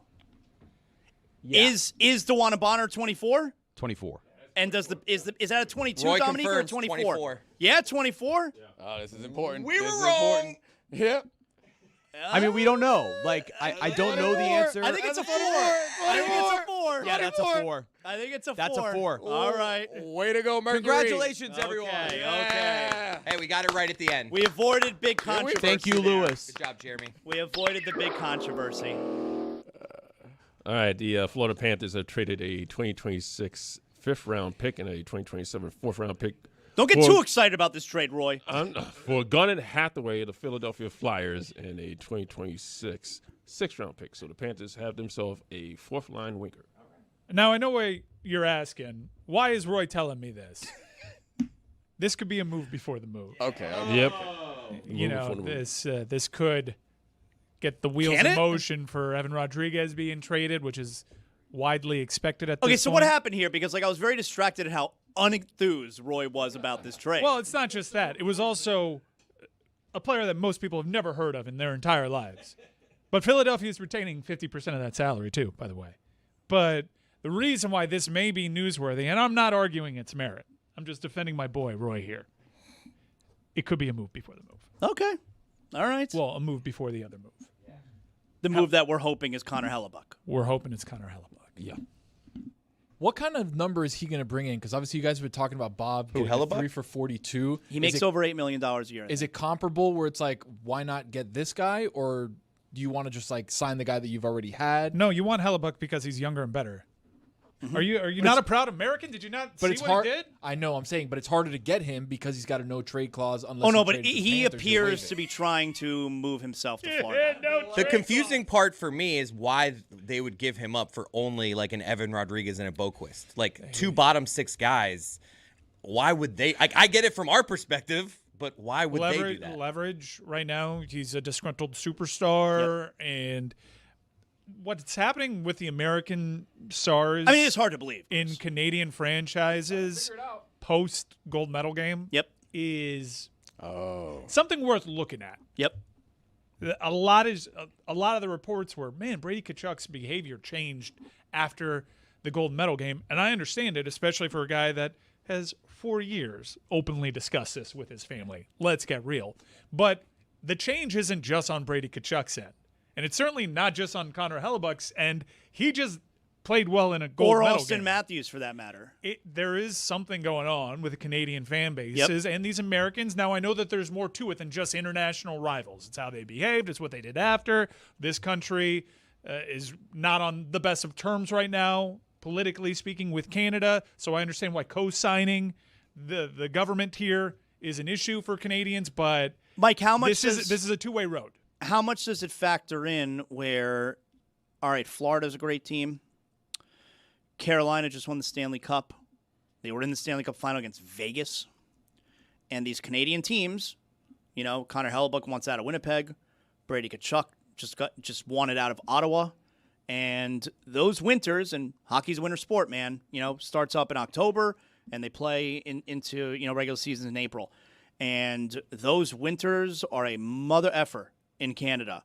And you see these good teams, Vegas, Carolina, Florida, Tampa, for instance, like, man, it'd be really nice to walk around in sandals every now and then during the season. Especially when you're getting the type of media attention that guys like Brady Tkachuk got, Connor Hellebuck, Mitch Marner, who's not American. Mitch Marner was getting a ton of heat from the local media over there, and he was entertaining Sunbelt teams and ultimately landed in Vegas.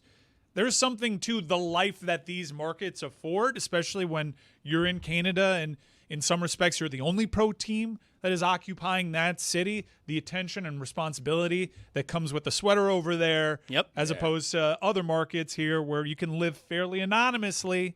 It goes back to a conversation we had yesterday about like what level of fame is a good level of fame, and I really feel like it's the older I get, I guess, the more I'm like, hey, being famous, like, it's awesome in some ways, like a little bit of like celebrity, but being like a real celebrity where you can't go anywhere, the trade-off for the amount of money that it requires for it to be worthwhile, I don't know. Are you saying you have the perfect level of fame? I really like my level of notoriety. Nice spot. Hey, ESPN, every once in a while? It's like every day, probably every day that I go out, someone says something. And it's like a level of either like, did I go to high school with you? I get that sometimes. Yeah. And then it's someone, sometimes it's like ESPN, right? And then there's occasion where someone's like, I really Charlie like Kravitz show. Yeah, they actually recognize me. They know my name. I get called Foxworthy too much, though. Entirely too much. Like, Jeff Foxworthy ain't made a joke in forever. Let it go, guys. Just tell. Let it go. We don't look There's alike. your sign. Is that what he said? I thought he was a redneck. I thought that was like his, and there's your sign. You might no, be a redneck. He was, you might be a redneck. I thought that was there's your sign. I'm going to look That was a different guy, I think. But anyway, I like... Damn it, it was Larry the Cable Guy. Yeah. No. I like this level. This is a good level. And also because at this age, I am in the perfect point. Bill Engvall. Bill Engvall. Sorry. As you were. No, like young people, don't really like teenagers don't really mess with me. They don't know me, I don't know them. It's just like people my age and older, perfect. Dudes. What up, bro? So Moving you'd rather on. have your life than, say, Stephen A's life? Of course. Of course. Have you seen the way that guy walks in the garden, though? Hold on. I mean, you could never walk in the garden that way. I don't think you guys appreciate how challenging Stephen A's life actually is. Like, Probably really annoying all the time. Yeah, I think that there's every airport. Everyone thinks about someone's life and they're like, how much money they got. Stephen A has a lot of money. He must fly private, right? His last hit with us, I believe, was from a public airport. Maybe. But, I mean, he does everything else public. And also, that man works so much. Right, that's the part to me. Like, you think Stephen A has an afternoon where he just binge watches TV? I don't think so. The guy doesn't even have time I want to imagine that. He is TV. I do want to imagine him watching a show. What do you think he would watch, though? If he had, like... He watches himself just on a General Sunday, Hospital. there's no sports on. What's he I know watching? my guy. What's he binging? Yeah, I mean, he's a soap guy, right? He's into soaps. Reality TV? Like he's watching Love Island, right? No chance. You don't think so? No way. Like if he had a chance to just turn his brain off and watch something stupid? No, I think it's soaps. It's not Love Island. Like Watching himself on soaps, like Tony said? That's what I'm saying. Have you seen the one where he comes into the room and the person's there on the gurney, like about to die, and the nurse is about to kill him with some sort of like syringe, and he comes in with a gun? Have you seen that Well, video? he's like an assassin, right? Yes, in General Hospital. Yeah. Yeah, Dominique, have you seen the video? Of course I've seen the It's video. incredible. Yeah, it is incredible. He's a lifesaver. But I do think that there's a trade-off for the amount of money for that lifestyle. And I think if you need money, you're looking at Stephen A's life like, yeah, that's perfect. But if like you're comfortable, you're probably looking at Stephen A's life like, it'd be cool for a little bit. Yeah, he doesn't have any time for leisure. There's no relaxing. Yeah, but he's got money. All right, but to do what with? When he's done. Yeah, I mean, I'm sure he does plenty of things. I'm not saying his life is bad. I think he's all right. So I get this a lot. Tell Stephen A, shut the F up. Like, I get that a lot. What do you think Stephen A gets? He just walking through the streets? Like, I don't want that. I walk through most of my life like a normal guy. I don't think people, the things that they think they would say to Stephen A if they saw him, I don't think they're saying. Hey, NATO's not a line item. Per Shams Charania, free agent guard Kobe White intends to sign a 3-year, $74 million deal to return to the Charlotte Hornets. It's a common misconception. When people say we contribute way more to NATO, they don't realize it just means that we're spending more on our military, and we want other countries to spend just as much. It's a common misconception from conservatives. Far away from the Mike Liberal guy? It's new. Did you see? Did you see? I meant to bring this up yesterday. All right, because 2 days ago, and you know, certainly Dominique and I are of a certain age, but 2 days ago, you want to feel old, right? Oh, we're old. 30 years ago, to the day 2 days ago, so 30 years plus 2. I'm already lost. All right, start over. Which All one's right. the mid-level? 30 years ago plus 2 days. The anniversary. I gotta say, yeah. You could just hit him with 30 years ago. Okay, 30 years ago. 30-year anniversary. 30-year anniversary of the N64. Oh. My first console ever. Really? Yeah. I'm just gonna go ahead and say that too. No way. I mean, it was a Sega Genesis. Yeah, I got that. Oh, when that Sega Genesis was under the tree. And also, I had a friend who had the Nintendo before I had the Sega Genesis. I used to go over there all the time. Like regular Nintendo, OG Nintendo. So N64 was fun, GoldenEye and all that, but the memories from playing at his house, I thought he was so rich because he had the power pad in the glove. Ooh. We were playing track. We had the glove on. Yeah. That was absolutely. It made every game harder to play and terrible, but it was cool because you could put your hand in the glove. It was awesome. What Nintendo has always done so well is they've always prioritized the gaming experience over graphics and other types of platforms that just try to blow you away with their power. They always wanted to keep it fun, and I just remember, like when you originally bought the Nintendo, what did it come with? It came with the gun and Duck Hunt. I just remember having the greatest time playing that console. It's my favorite console of all time just because of the experiences I had, shared experiences playing the game. Of course, it goes to GoldenEye, which is GOAT. N64 GoldenEye. That was your first console, N64? No, my first console was a Sega Genesis. Yeah. You were a Genesis guy. Ninja Gaiden, baby. I was always a Nintendo guy. Well, you got to get a divorce, my friend. One of the parents has a Sega, the other parent has a SNES. Sonic. I was a big Sonic guy. Now, I had the original Nintendo, of course, but double dribble. You a lot of double dribble. Of course, I had double Shoot dribble. it from the crack. You shoot it from the course. crack. You never miss. Of course. Yep. Of course, I had double dribble. But I did have something before the original Nintendo. No, you didn't. Yeah. Oh, you're older than me. You know about that Texas Instrument? Oh, shit. The calculator? TI? The TI? No, not the calculator. You were playing with calculators? No. I genuinely didn't know there was another thing that wasn't the Of calculator. course. Well, 80085. Nice. Nice. I had the OG Texas Instrument. What does that even mean? That was the console. It was a video game console. No, it wasn't. What'd you play? I think I had Space Invaders. Can add a 1, a 3, and another 5, and it's boobies. Yeah, that's the only Texas Instrument I had. Texas Instrument made something No, it didn't. before calculators. There was Atari was the first one. There Yep. was nothing before Texas. I mean, Yes, there was. Atari, there was Sega and Nintendo. Let me see if I could even look it up There was here. not a Texas Instrument calculator game. What'd they that's call crazy. it? Just Texas Instrument? Well, that I Console? don't remember, but video's looking up the OG Texas Instrument console for me. But that's what I had. I had that before because Nintendo came out like maybe 86-ish, 85, 86, and you could see right there. Look at that right there, Dominique. Texas Send Instrument somebody to the moon on that TI-99. I had that. That was it. That's a calculator. Keyboard. It's not a calculator. It had a full keyboard. Nope. You can't play a game on that. Those are the controllers, and you have the game console right there on the right where you stuck it in. I'm just learning about this. Yeah. It had a keyboard. I truly don't understand what I'm looking at. That was it for the video audience. There it is, It TI-99. looks like a polygraph machine. And you were definitely lying right now about that being your first console. You're not that much older than me. I never even heard of this. What year were you born? 83. I'm 81. Oh. I mean, Atari was a thing. I know Atari. course, We didn't of have course. Atari. One of my older cousins had Atari. It was cool at the time, but I never knew Texas Instrument had a gaming console. Juju, put it on the poll. Did you know that Texas Instrument was a gaming console? So Nintendo had Mario, Sega had Sonic, Texas Instrument.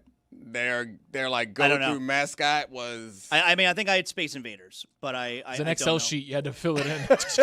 Oh, damn it. The boss needs it now. They had a less popular guy, Larry the Hobo. Whoa. It was a different time. Good times. Yeah, PlayStation had Crash Bandicoot. Texas Instruments, Larry the Hobo. 30 years, N64. It's a little weird. The Crazy. controller was so big. It wasn't big. It was perfectly sized. You can move it over, move your hand over to one where you're You doing had something 3 else. places to hold it, but I only got 2 hands. I need 3. What's going on here? It's a little weird, right? Yeah. I never owned N64. I obviously didn't Texas own Instrument. N64? Nope. You I had never Nintendo. GoldenEyed? No, I had Nintendo. I had Super Nintendo. You would have loved the wrestling game. You remember the N64 wrestling game? Yeah, that was. WCW versus NWO Revenge. Yeah. WrestleMania 2000. My friend had that in college, and we used to play. Yeah, my roommate maybe. Yeah, we used to play that. Yeah. Wow. Yeah, I was in college late 90s. So still an age you played wrestling video games, right? You're Anyone? only 2 years older than me. You must have been extra smart. You were in college playing GoldenEye. I feel like I was in middle school playing. He wasn't GoldenEye. extra smart because he went to Santa Fe Community College. Yep. Not true. I went to the University of Florida. I have a degree. Yeah, you transferred there from Santa Fe. If my life depended on showing you where Santa Fe Community College is, I'd be dead. I don't know where it is.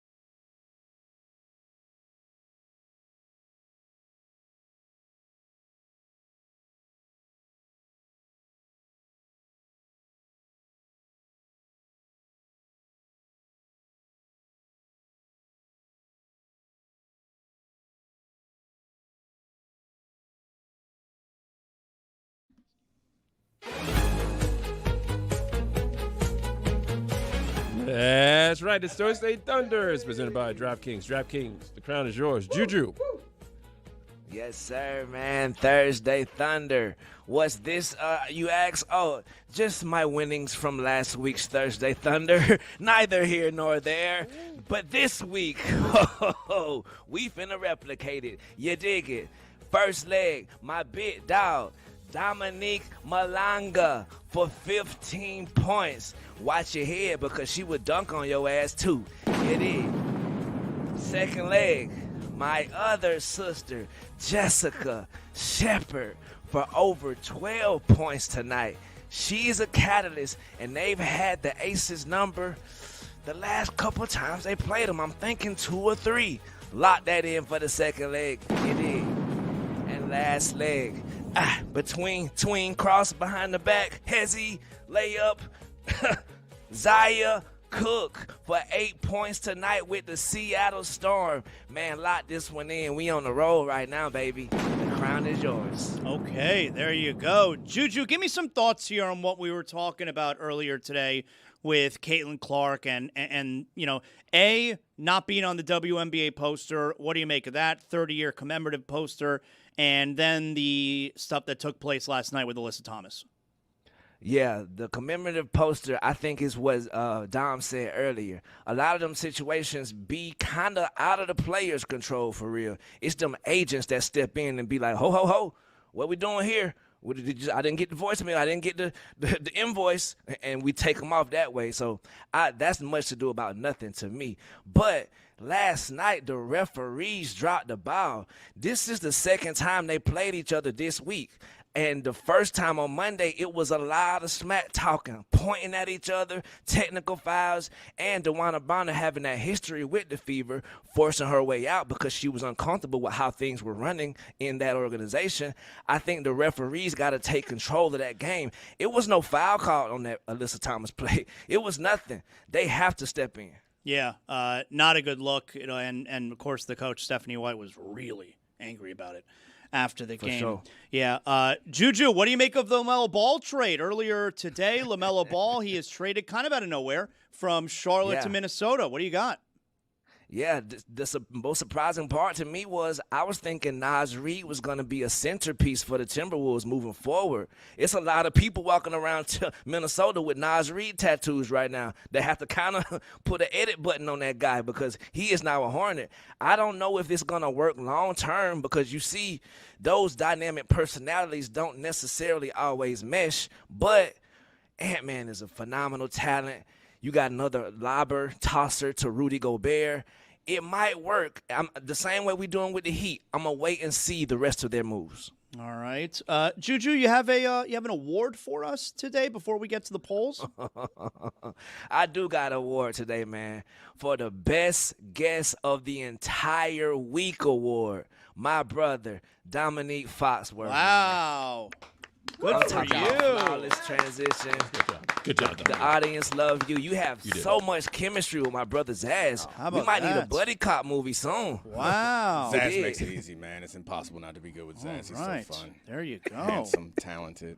All right. And also the Substitute Teacher Award, the biggest apple of them all, to my brother Zaslow, man. The crews never work together. Good job. Wow. How about that? Nice job. Thanks, everyone. Fill the role. Yes, Excellent. sir, man. Let's do some polls here, Juju. What do we got today? Were there aliens in the movie Interstellar? I'm sorry, Tony. 71% of the audience says no, there was not. What movie did the other 29% watch? The one where the people from the future are considered aliens in the Tesseract thing in the bookcase. Hello. Does Zaz look like radio host Malone? 88% of the audience says yes, he does. I can see that. Or Zaz the shocker. Is Pablo the best hobnobber and the best? Hold on, I'm gonna start over. I'm not used to reading the word hobnob. Is Pablo the best hobnobber in the history of hobnobs? 92% of the audience says yes, he is. All-time hobnob. Never met Would you be nervous to ask Oprah for a picture? Yeah. 69% of the audience says yes, they would be. Nice. Here's the big one. What are you best at being? An employee, a spouse, a parent, or a friend? 36% of our audience says a friend. Oh, what came in last? If you have it in front of you. Lastly was a spouse. Yeah. For our audience? I mean, it requires a lot of people to be married, too. Yeah. That might be NA Right. for a lot of people voting. And last poll, did you know that the Texas Instrument was originally a gaming console? 94% of the audience says no, and those are your polls. How about that? Good job, Juju. Yes, sir. Thank y'all. See y'all. Never.